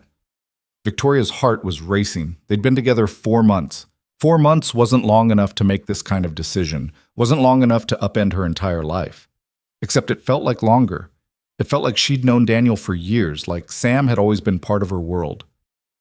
Ask me again in 6 months, she said finally. Okay. He pressed a kiss to the top of her head. But for the record, my answer's going to be the same in 6 months, and a year from now, and 5 years from now. You can't know that. Watch me. They fell asleep on the couch, tangled together, the TV playing quietly in the background. When Victoria woke up a few hours later with a crick in her neck and her legs at an uncomfortable angle, Daniel was still holding her like she might disappear if he let go. The following Monday, Victoria's carefully constructed world started to crack. It began with a phone call from her CFO, Marcus Chen, requesting an emergency board meeting. When she pressed for details, his voice was tense in a way she'd never heard before. We need to discuss some concerns that have been raised about your capacity to lead the company. Victoria's blood went cold. Concerns from whom? Several board members. I'd rather discuss this in person. Marcus, we've worked together for 6 years. Tell me what's happening. He sighed. Patricia Westbrook has been calling board members. She's raising questions about your judgment, about your personal life affecting your professional decisions, and some people are listening. Patricia. Of course. Victoria's ex-fiancé's mother had been quiet for too long. She should have known it wouldn't last. What exactly is she saying? That you've become distracted, that your focus has shifted away from the company, that you're making decisions based on emotion rather than logic. He paused. She's also implying that your relationship with Daniel Hayes represents a liability. A liability. Her words, not mine. Look, Victoria, you know I'm on your side, but we need to address this head on. The board meeting is scheduled for Wednesday at 9. Come prepared. Victoria hung up and sat very still, staring at the city skyline outside her office window. She'd built Sterling Innovations from nothing, had fought tooth and nail to keep it after her accident, had proven herself over and over again. And now Patricia was trying to take it away because Victoria had dared to be happy. Her phone buzzed with a text from Daniel. Lunch today? Sam wants to show you his art project. She stared at the message, feeling something twist in her chest. This was exactly what Patricia would use against her, proof that Victoria was prioritizing her personal life over the company. Never mind that she worked 60-hour weeks, that Sterling Innovations had posted record profits for 3 consecutive quarters, that she'd successfully launched 2 new product lines in the past year alone. Can't today. Work crisis. I'll call you later. She didn't call later.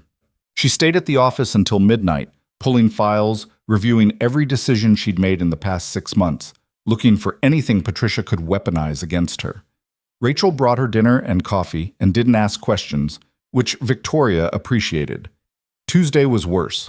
2 board members called to discuss concerns, which really meant to warn her that they were considering Patricia's suggestions. One of them, Gerald Morrison, who'd been with the company since the beginning, actually asked if she was emotionally stable enough to handle the pressures of leadership. Victoria had very calmly told him that her emotional stability was none of his concern, that her performance spoke for itself, and that if he had questions about her leadership, he could voice them at the board meeting like a professional.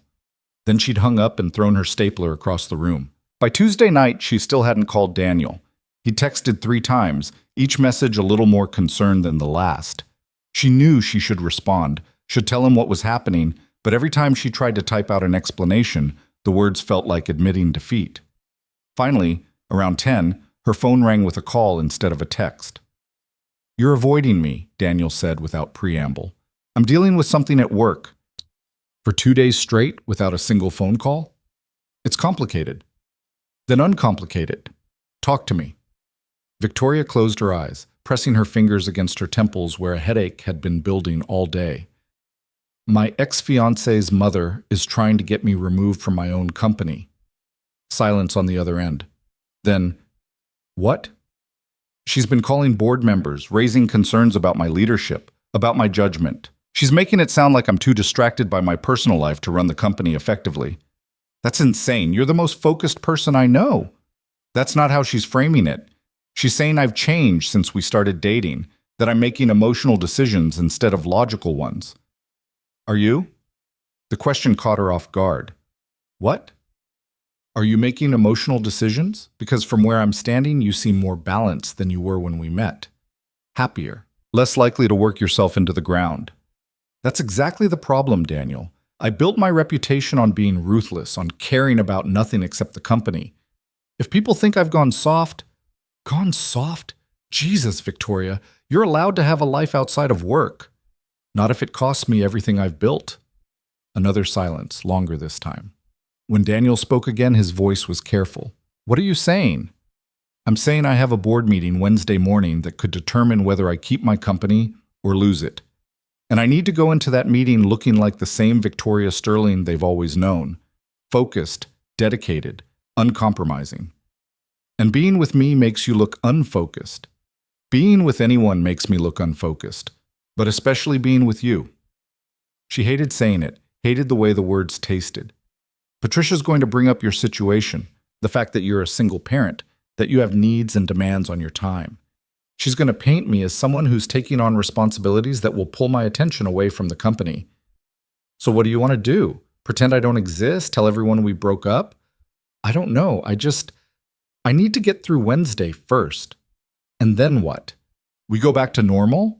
Or do you decide that I'm too much of a liability and end this? That's not fair. Well, none of this is fair, Victoria.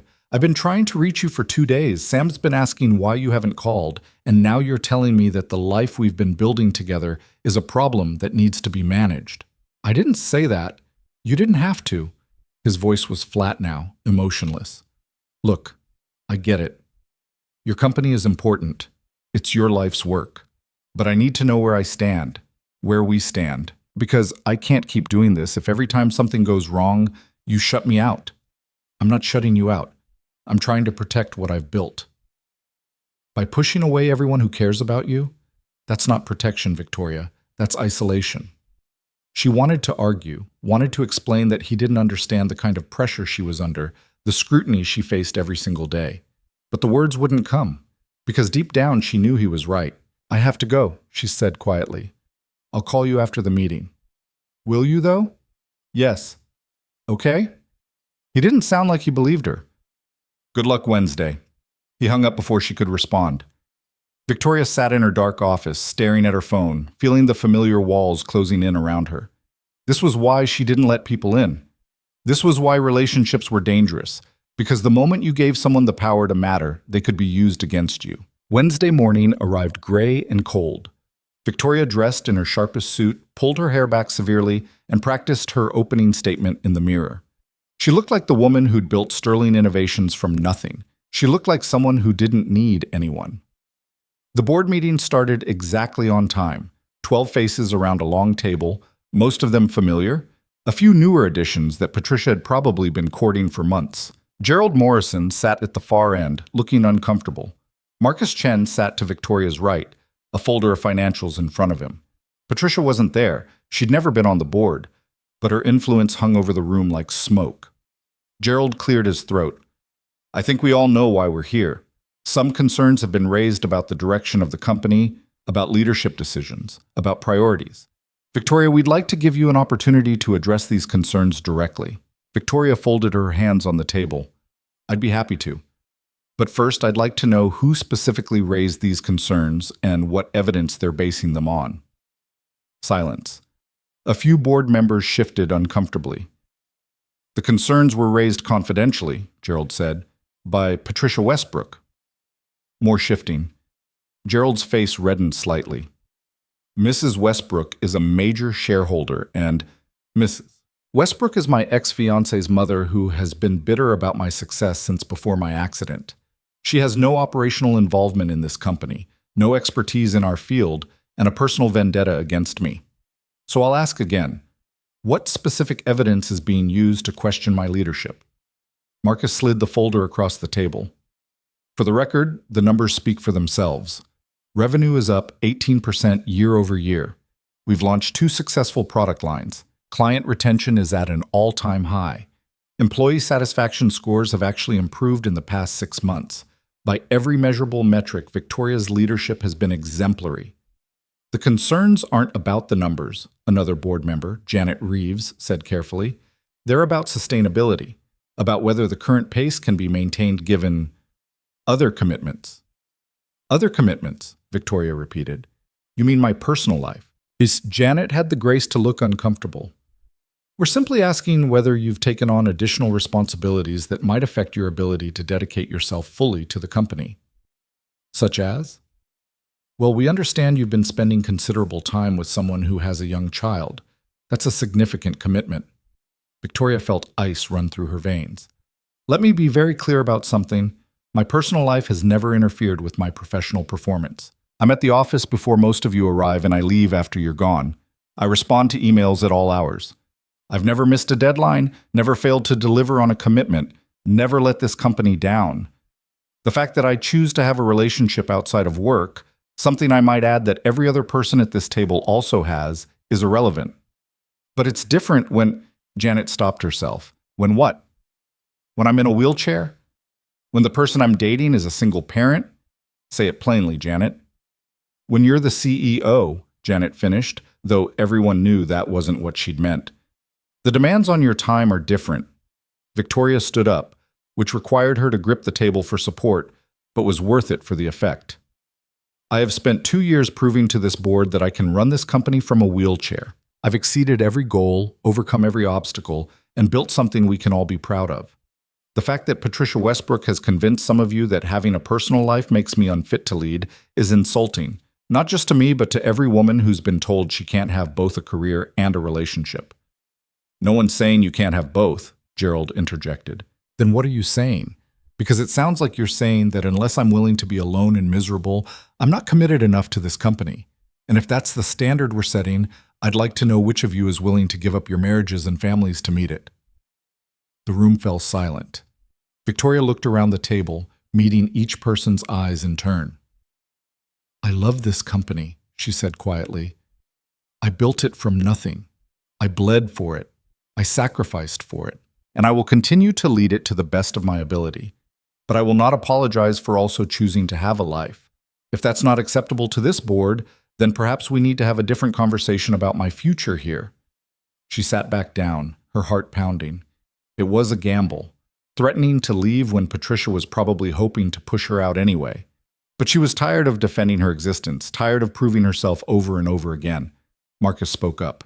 I move that we table this discussion until Mrs. Westbrook can provide specific evidence of leadership failures. Vague concerns based on personal bias aren't grounds for questioning a CEO's position. Seconded, said David Kim, another board member who'd been quiet until now. Gerald looked around the table. All in favor? 8 hands went up, 4 abstained, none opposed. Motion carries, Gerald said. Victoria, we appreciate your candor. I think we can all agree that this discussion was premature. We'll revisit only if concrete concerns arise. Victoria nodded, not trusting herself to speak. The meeting adjourned and board members filed out quickly, avoiding her eyes. Only Marcus stayed behind. That was risky, he said. I know. But effective. You reminded them why they hired you in the first place. He gathered his papers. For what it's worth, I think you're doing a great job balancing everything. Don't let Patricia or anyone else convince you otherwise. After he left, Victoria sat alone in the conference room, feeling hollowed out. She'd won, for now. But the fight had cost her something. She'd spent the past 2 days so focused on protecting her company that she'd pushed away the one person who actually mattered. She pulled out her phone and stared at Daniel's contact. It was just past 11. He'd be at work, probably on a job site somewhere. But she called anyway.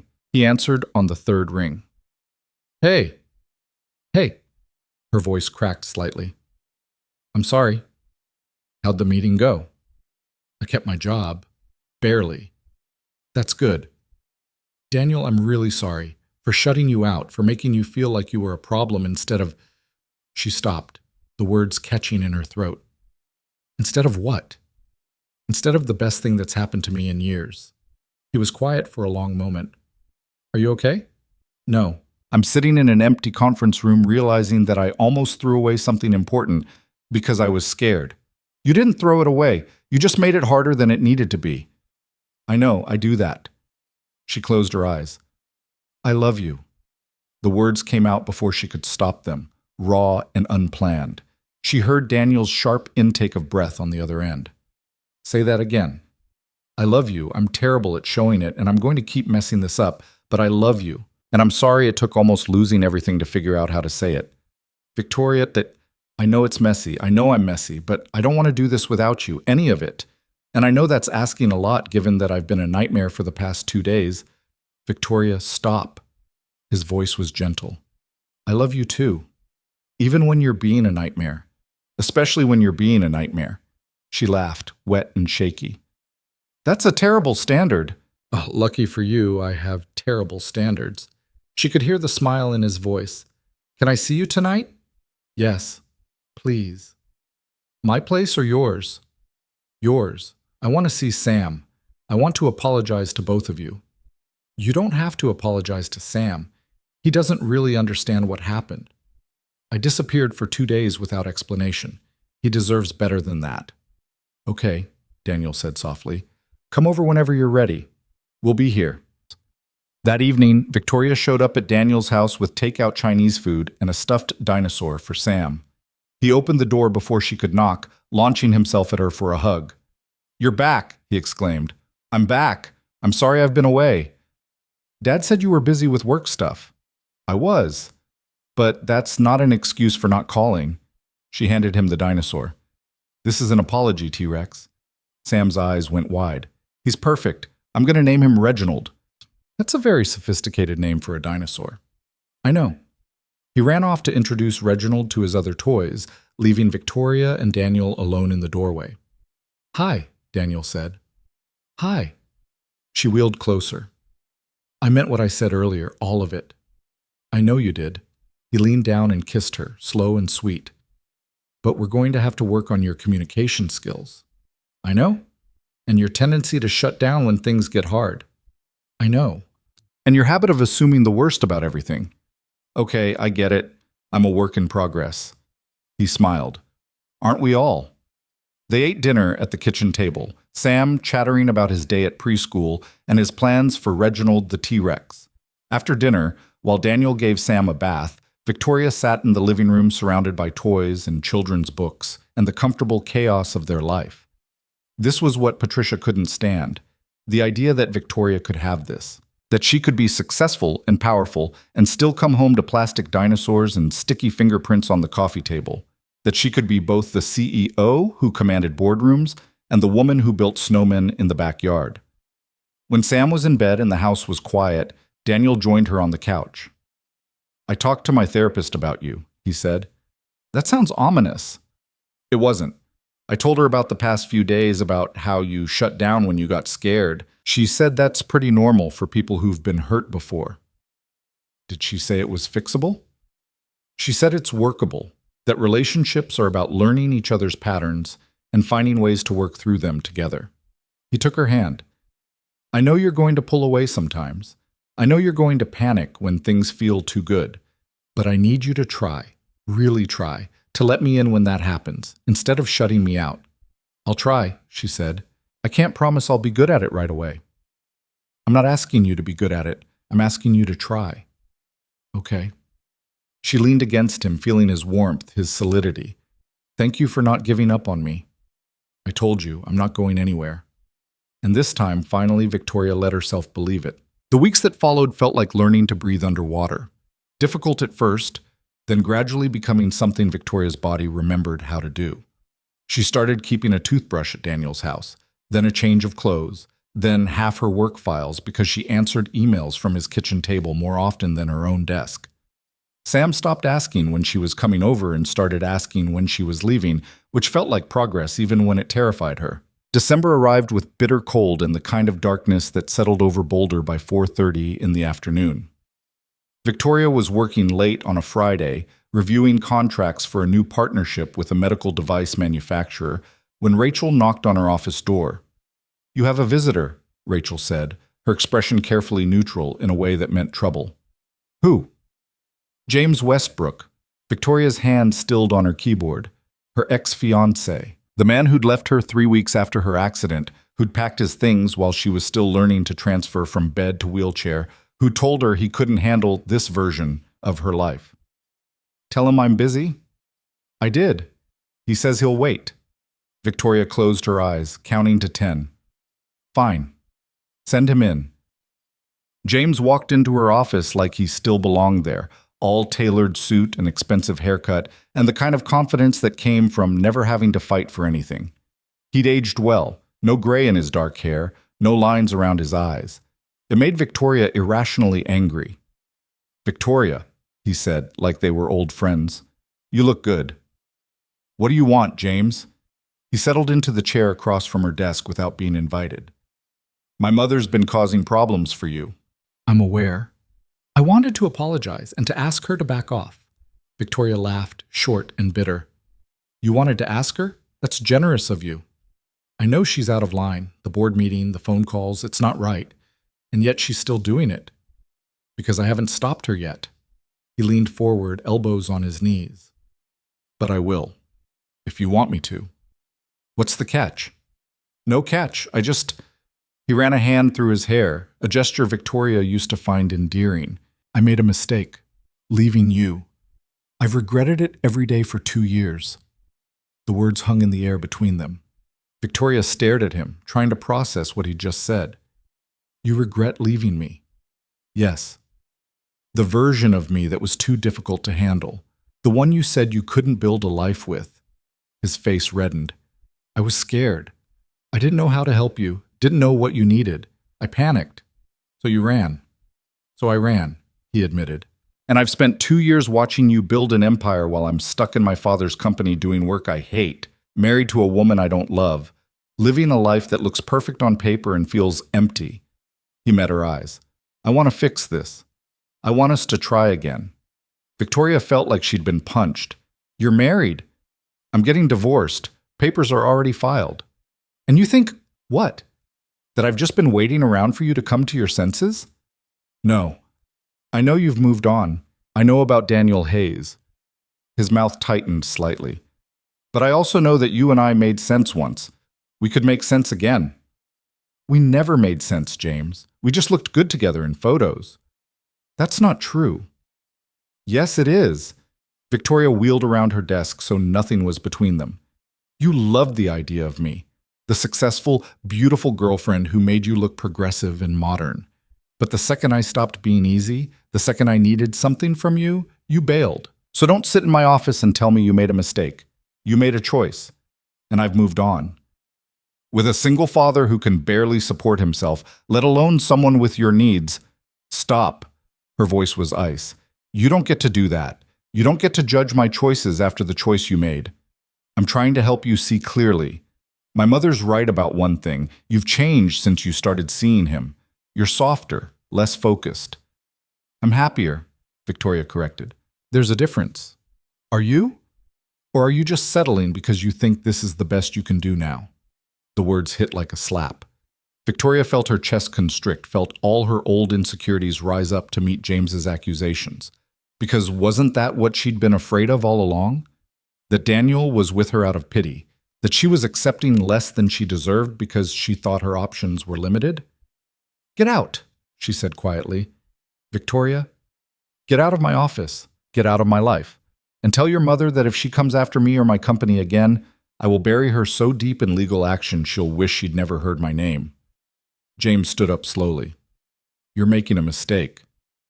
The only mistake I made was wasting 3 years on you. She wheeled to the door and opened it. Rachel will show you out. After he left, Victoria sat in her office for a long time, staring at nothing. James's words kept echoing in her head, settling, less focused. The best you can do now? All the fears she'd tried to bury came rushing back, sharper than before. Her phone buzzed with a text from Daniel. Sam wants to know if you're coming for movie night. I told him to ask you directly, so here it is. Are you coming for movie night? His words, my caps lock. She stared at the message, her thumb hovering over the keyboard. It would be easy to say yes, to show up at Daniel's house and lose herself in the comfortable routine they'd built. But James's visit had shaken something loose inside her, and she couldn't shake the feeling that she needed space to think. Not tonight. Work stuff. Sorry. The response came quickly. Everything okay? Fine. Just tired. Okay. Call me if you need anything. She didn't call.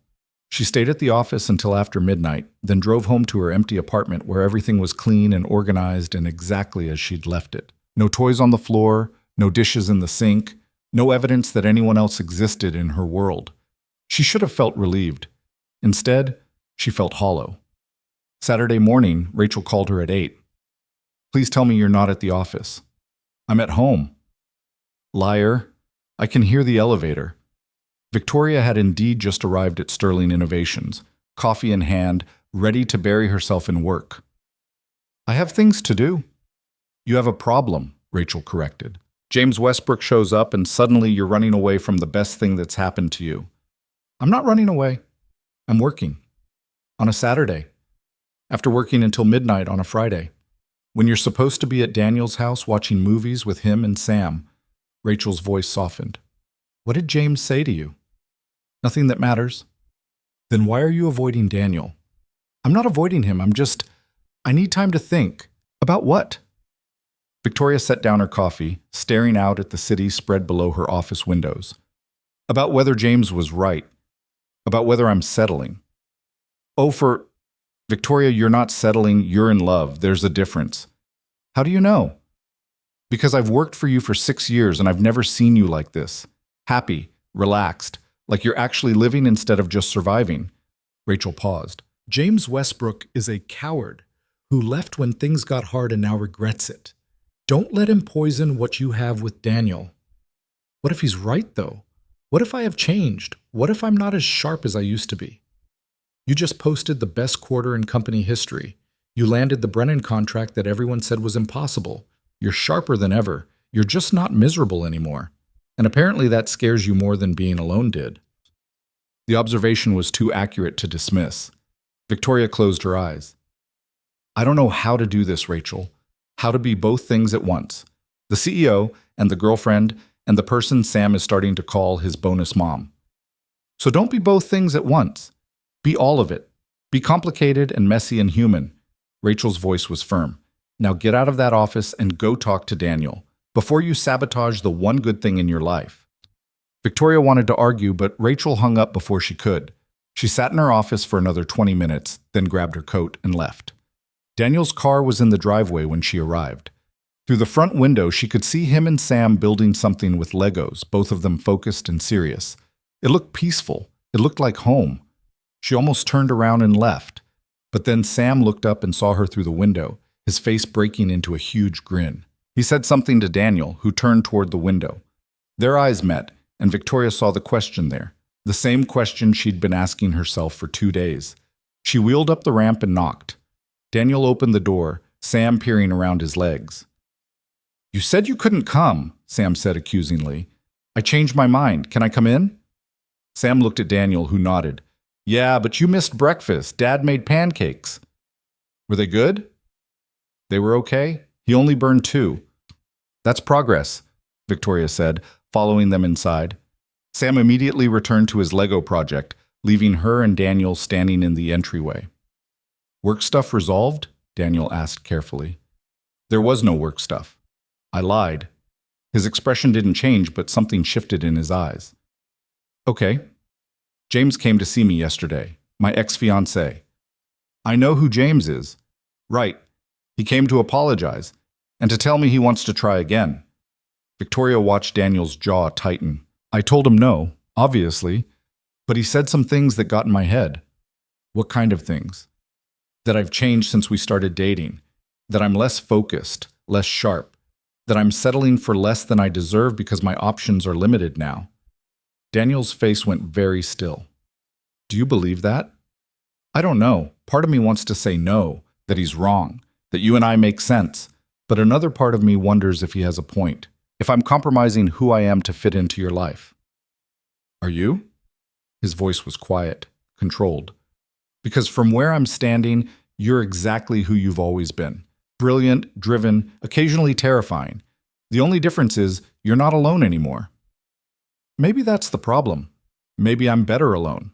Daniel flinched like she'd hit him. "Is that what you really think? Or is that what James wants you to think?" "I don't know." The words came out louder than she intended. In the living room, Sam's Lego building paused. Victoria lowered her voice. "I don't know what I think anymore. I spent 2 years building walls to protect myself, and then you came along and knocked them all down, and now I feel exposed all the time, vulnerable, and I hate it." "Vulnerability isn't weakness, Victoria. It feels like weakness. It feels like giving someone the power to destroy me. I'm not going to destroy you. You can't promise that. Nobody can."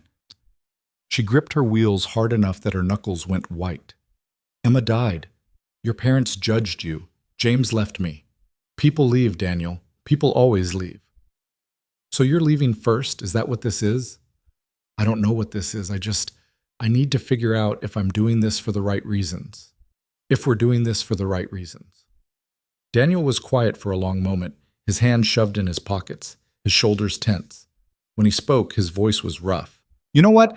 I'm tired of convincing you that I'm not going to leave. I've told you 100 times. I've shown you through my actions. I've chosen you over and over again. At some point, Victoria, you have to choose to believe it, or you have to let me go."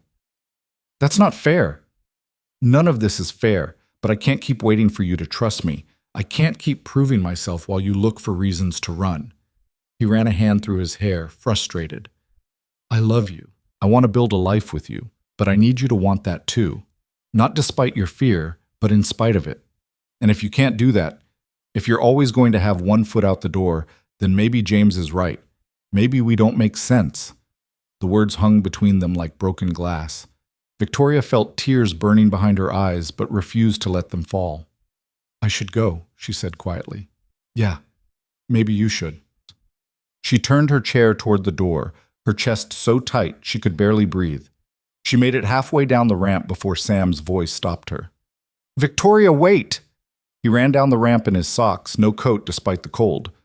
"Are you leaving because of me?" "No, buddy. This isn't about you." "But you're leaving. People always leave when they're mad at Dad." The observation broke something inside her. She looked at this 4-year-old who'd already lost his mother, who'd watched people drift away from his father's life, who was now watching her do the same thing. "I'm not mad at your dad. she said carefully. I'm just scared. Of what? Of a lot of things. Of getting hurt. Of not being good enough. Of letting you both down. Sam considered this seriously. Dad says being scared is okay. He says brave people are scared too. They just do the thing anyway. Your dad is very wise. So are you going to do the thing anyway? Or are you going to run away like my grandma said people would? Victoria stared at him. Your grandma said that? I heard her tell Dad that nobody would stay because we're too much work, that he should give up on finding someone. Sam's eyes were bright with unshed tears. Are we too much work? Oh, Sam. Victoria pulled him into a hug, not caring that his weight was awkward against her chair. You're not too much work. You're perfect exactly as you are. Then why are you leaving? It was the simplest question in the world, and Victoria didn't have a good answer. She was leaving because she was terrified, because James had poked at her deepest insecurities and she'd let him, because it was easier to run than to stay and risk being hurt. But looking at Sam's tear-stained face, she realized something. She wasn't the only one who would be hurt if she left. She wasn't the only one taking a risk here. Daniel had opened his life to her, had let her into his home, had trusted her with his son's heart. And Sam, who'd already lost so much, was offering her something precious and fragile. The question wasn't whether she was settling or compromising or changing. The question was whether she was brave enough to choose love over fear. She looked over Sam's shoulder and saw Daniel standing in the doorway, watching them. His expression was guarded but hopeful, and she realized he was just as scared as she was. He'd lost Emma. He'd been judged and abandoned and told his life was too complicated for anyone to want, and he was still choosing to try. I'm not leaving, Victoria said, and meant it. I'm scared and I'm probably going to mess this up a dozen more times, but I'm not leaving. Sam pulled back to look at her. Promise? I promise. He hugged her again, then ran back into the house, yelling something about showing her his Lego spaceship. Victoria wheeled up the ramp to where Daniel stood. I'm sorry, she said, for running, for letting James get in my head, for making this harder than it needs to be. I'm sorry too, for giving you an ultimatum, for losing my patience. He crouched down beside her chair. I know you're scared. I'm scared too. But I meant what I said. I need you to choose this. Choose us. Not perfectly, not without fear, but deliberately. I choose you, Victoria said. Both of you, even though it terrifies me. Even though I'm going to be bad at this sometimes. We'll be bad at it together. She leaned forward and kissed him, slow and sure, and felt something settle inside her chest. Not the absence of fear. She'd probably always be a little afraid of losing this. But the certainty that it was worth the risk. When they broke apart, Daniel rested his forehead against hers. I need to tell you something. Okay. I was going to wait. Do this whole romantic thing, but I don't want to wait anymore. He pulled a small box from his pocket and opened it. Inside was a simple silver ring with a small diamond. I bought this 3 weeks ago. I've been carrying it around like an idiot, waiting for the perfect moment. But there is no perfect moment with us. We're messy and complicated and we fight too much. So I'm just going to ask, Victoria Sterling, will you marry me? Victoria stared at the ring, her heart hammering. You bought this before the board meeting? Before the fight with James? I bought it the day after you told Sam you weren't leaving, when he asked if you were going to be his bonus mom, and you said you'd have to see, but you hoped so. Daniel's voice was rough. I knew then that I wanted to do this forever. All of it. The good parts and the hard parts and everything in between. That's insane. We've only been together 6 months. I know. Your parents are going to have opinions. I don't care. Sam might not be ready for this. Sam's been asking me when you're moving in. I think he's ready. Victoria looked at the ring, then at Daniel's face, then at the house behind him where Sam was probably building something elaborate and explaining it to himself in a running commentary. She thought about her empty apartment downtown, about her perfect organized life that had felt more like a prison than freedom. She thought about James's words, settling, compromising, less than she deserved. But this wasn't less. This was more complicated, more scary, more real than anything she'd ever had. This was choosing to build something with another person instead of doing it alone. This was trusting that she was worth staying for, that her life had value beyond her company, that she could be both successful and in love. "Yes," she said. "Yes, I'll marry you." Daniel's face broke into a grin so wide it hurt to look at. He slipped the ring onto her finger. It fit perfectly, which meant he'd somehow figured out her size, and kissed her again. Sam burst out the door. "Did she say yes? Dad, did she say yes?" "She said yes!" Sam cheered and jumped on them both, nearly knocking Victoria out of her chair. They ended up in a tangled pile of limbs and laughter on the ramp, and Victoria thought this was probably the most undignified engagement in history. It was perfect. The wedding planning was exactly as chaotic as Victoria expected. Margaret had opinions about everything: the venue, the guest list, the flowers, the music. Sam insisted on being the ring bearer and also wanted to bring Reginald the T-Rex. Rachel took over most of the logistics while Victoria focused on not having a panic attack about the whole thing. They settled on a small ceremony by the lake in early spring, just close family and friends. Victoria wore a dress that had been tailored to accommodate her chair, and Sam wore a tiny suit that made him look absurdly grown up. Daniel cried during his vows, which made Victoria cry, which made Sam announce loudly that everyone was crying, and was that normal? The reception was held at a restaurant with ramped access and tables spaced wide enough for wheelchairs. Marcus and Diane came, bringing their newborn daughter, who slept through most of the evening. Daniel's parents were stiff but polite, Margaret actually complimenting Victoria's dress without any veiled criticisms. Rachel gave a toast about how Victoria had finally learned that being strong didn't mean being alone. Patricia Westbrook didn't come. She hadn't been invited, but she sent a gift anyway. A crystal vase with a card that said, "Congratulations on your new beginning." Victoria donated the vase to charity and threw away the card. During the first dance, Daniel lifted Victoria from her chair and held her as they swayed to music, her arms around his neck, her feet dangling uselessly, but somehow it didn't matter. Sam cut in halfway through, demanding his own dance, and Victoria held him while Daniel spun them both in slow circles. Later, when the guests had left and it was just the three of them in Daniel's car driving home, their home now, officially, Sam fell asleep in the back seat clutching Reginald. Victoria looked at her ring, at Daniel's hand on her knee, at the mountain silhouetted against the darkening sky. "Are you happy?" Daniel asked quietly. She thought about the question seriously. Happiness had always felt like something other people got to have, something that required being whole and undamaged and easy. But sitting here with her new husband and her bonus son, she realized happiness wasn't about being perfect. It was about being chosen and choosing in return. "Yeah," she said, "I really am." The months that followed weren't always easy. Victoria still had bad pain days where getting out of bed felt impossible. Sam still had nightmares about losing people. Daniel still struggled with balancing work and parenting and marriage. They fought about money and schedules and whose turn it was to do the dishes. Victoria's company faced new challenges that required her attention. Margaret still made passive-aggressive comments at family dinners. But they figured it out. Victoria learned to ask for help instead of suffering in silence. Daniel learned to give her space when she needed it, without assuming she was pulling away. Sam started calling Victoria Vic instead of her full name, which somehow felt more intimate than any title could be. 1 year after the wedding, they stood in the same spot by the lake where they'd gotten married. Sam was 5 now, more confident and talkative than ever. He ran ahead to throw rocks in the water while Victoria and Daniel sat on a bench watching. "I've been thinking," Daniel said. "Dangerous." "About expanding the family." Victoria looked at him sharply. "What?" "Not like that. I mean, Sam's been asking about siblings, and I know that's complicated with us, but I thought maybe we could look into adoption, or fostering, if you wanted."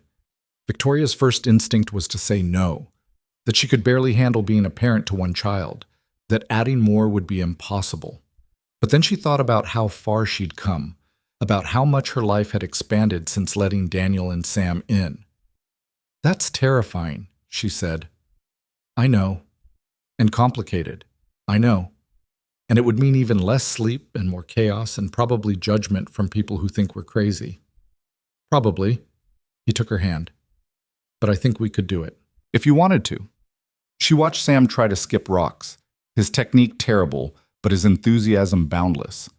She thought about how much love she had in her life now, how much it had cost her to open herself up to it, and how worth it that cost had been. "Let's talk about it," she said finally. "Really talk about it. Not decide today, but explore the possibility." Daniel kissed her temple. "That's all I'm asking." They sat there for a while longer, watching the sun set over the water, and Victoria realized this was her life now. Not the one she'd planned, not the one she'd thought she wanted, but the one she'd built brick by brick with two people who loved her exactly as she was, messy and scared and imperfect and whole. Sam ran back to them, breathless and covered in mud. "Can we get ice cream?" "It's almost dinner time," Daniel said. "So? Ice cream can be dinner." Victoria laughed. "You're going to be a terrible influence on any siblings we might have." "Siblings?" Sam's eyes went wide. "Are we getting a baby?" "We're talking about maybe fostering an older kid someday," Daniel said carefully. "But that's just talking. Nothing's decided." "Cool. I'd be a good big brother." Sam considered this seriously. "I'd teach them about dinosaurs and how to build Legos, and how Victoria uses her wheelchair to do cool tricks in the kitchen." "I don't do tricks," Victoria protested. "You totally do. You did that spinny thing last week when you were making cookies." Daniel grinned. "She does do a spinny thing. It's called being efficient." They bickered good-naturedly all the way to the car, and Victoria realized this was what love looked like in practice. Not perfect romantic moments, but ice cream debates and muddy shoes and someone remembering that you did a spinny thing in the kitchen. It was choosing each other on the hard days and the boring days and all the days in between. That night, after Sam was asleep and the house was quiet, Victoria and Daniel lay in bed talking about the future. About the possibility of fostering, about expanding Sterling Innovations, about whether they should finally replace Daniel's terrible couch. "Do you ever regret it?" Daniel asked. "Choosing this life instead of the one you had before?" Victoria thought about her old apartment, her old routines, the careful control she'd maintained over every aspect of her existence. She thought about the loneliness she'd told herself was strength, the walls she'd built and called protection. "No," she said. "I don't regret it. Sometimes I miss how simple it was, just worrying about myself and my company. But this is better. Harder, but better. Even with my terrible couch. Even with your terrible couch." She turned to face him in the darkness. "I spent 2 years after my accident convinced that my life was over, that the best I could hope for was to be successful and alone. And then you walked into that cafe and proved me wrong. You walked into that cafe. I was already sitting down. You know what I mean." She found his hand under the covers. "You taught me that I could be both things, successful and in love, strong and vulnerable, independent and part of a family. I didn't think those things could coexist. They barely coexist. We're constantly juggling. But we're juggling together. That's the difference." He pulled her closer, and they lay there in the comfortable silence of two people who didn't need to fill every moment with words. Outside, the wind picked up, rattling the windows. Sam's nightlight glowed from down the hall. Somewhere in the house, the dishwasher hummed. It was ordinary and imperfect, and nothing like what Victoria had imagined her life would look like. It was also everything she'd never known she needed. The next morning, Victoria had a board meeting. She wheeled into the conference room at Sterling Innovations with her shoulders back and her head high, ready to present the quarterly earnings report. The board members greeted her warmly, even Gerald, who'd been so skeptical a year ago. After the meeting, Marcus pulled her aside. "I have news.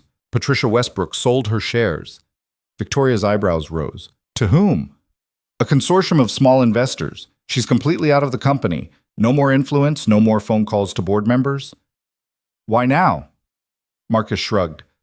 "Rumor is her son got tired of her meddling in everyone's lives. He apparently told her to either back off or lose him entirely. She chose to back off." Victoria thought about James, about his last attempt to win her back. Maybe he'd finally grown a spine, or maybe he'd just realized that his mother's bitterness was poisoning his own chances at happiness. Either way, it didn't matter.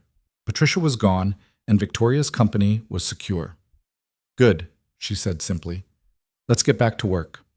That evening, she came home to find Daniel and Sam making dinner together. Or rather, Daniel was making dinner while Sam helped by stealing ingredients and making a mess. The kitchen was chaos, but it was their chaos. "How was the board meeting?" Daniel asked, kissing her hello. Patricia's out, sold all her shares. That's huge. It is. She wheeled to the fridge and grabbed a beer. It means I can finally stop looking over my shoulder. Does it feel good? She considered the question. A year ago, Patricia's surrender would have felt like a victory, like proof that Victoria had won. But now it just felt like closing a door that should have been closed a long time ago. It feels like resolution, she said. Like I can move forward without dragging the past with me. Sam tugged on her sleeve. Victoria, can you help me stir? Dad won't let me use the stove. Because you're 5 and it's hot. But I'm very mature for my age. Victoria laughed and helped Sam stir the sauce while Daniel monitored them both carefully. They ate dinner at the kitchen table, Sam chattering about his day at school, Daniel talking about a new project he'd landed. Victoria listened and contributed and felt the weight of the day lift from her shoulders. After dinner, while Daniel gave Sam a bath, Victoria sat in the living room looking at the photos on the mantel. There was one from their wedding day, Daniel holding her while Sam grinned between them. Another of the 3 of them at the lake, windblown and happy.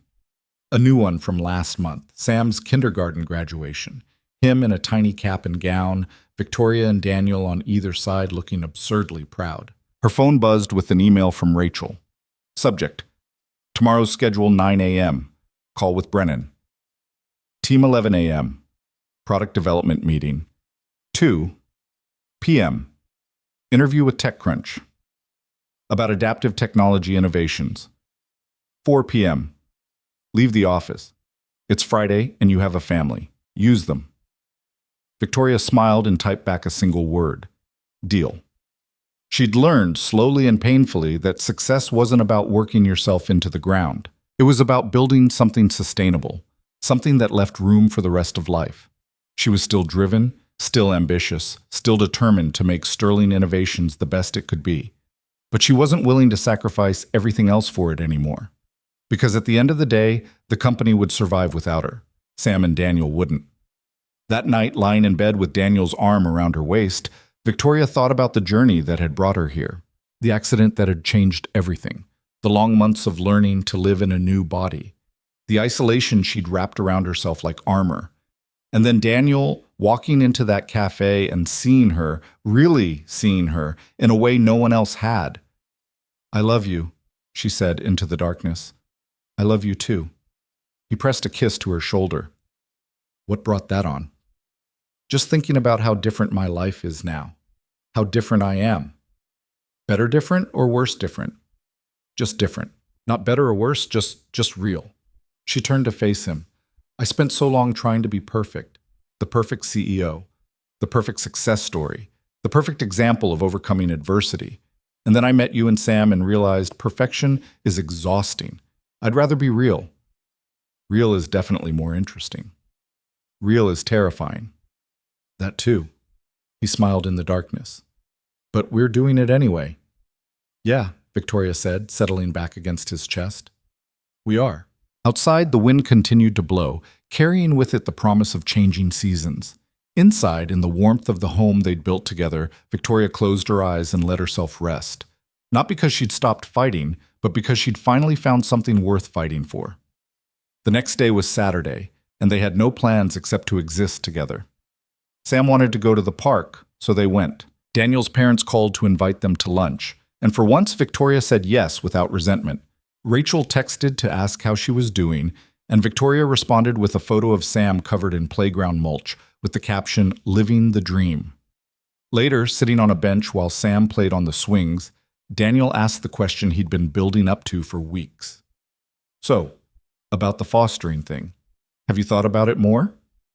Victoria had thought about little else. She'd researched, read testimonials, talked to other foster parents. She'd looked at her life, her company, her marriage, her home, and asked herself honestly if there was room for more. The answer surprised her. I think we should do it, she said. Start with short-term fostering, see how it goes.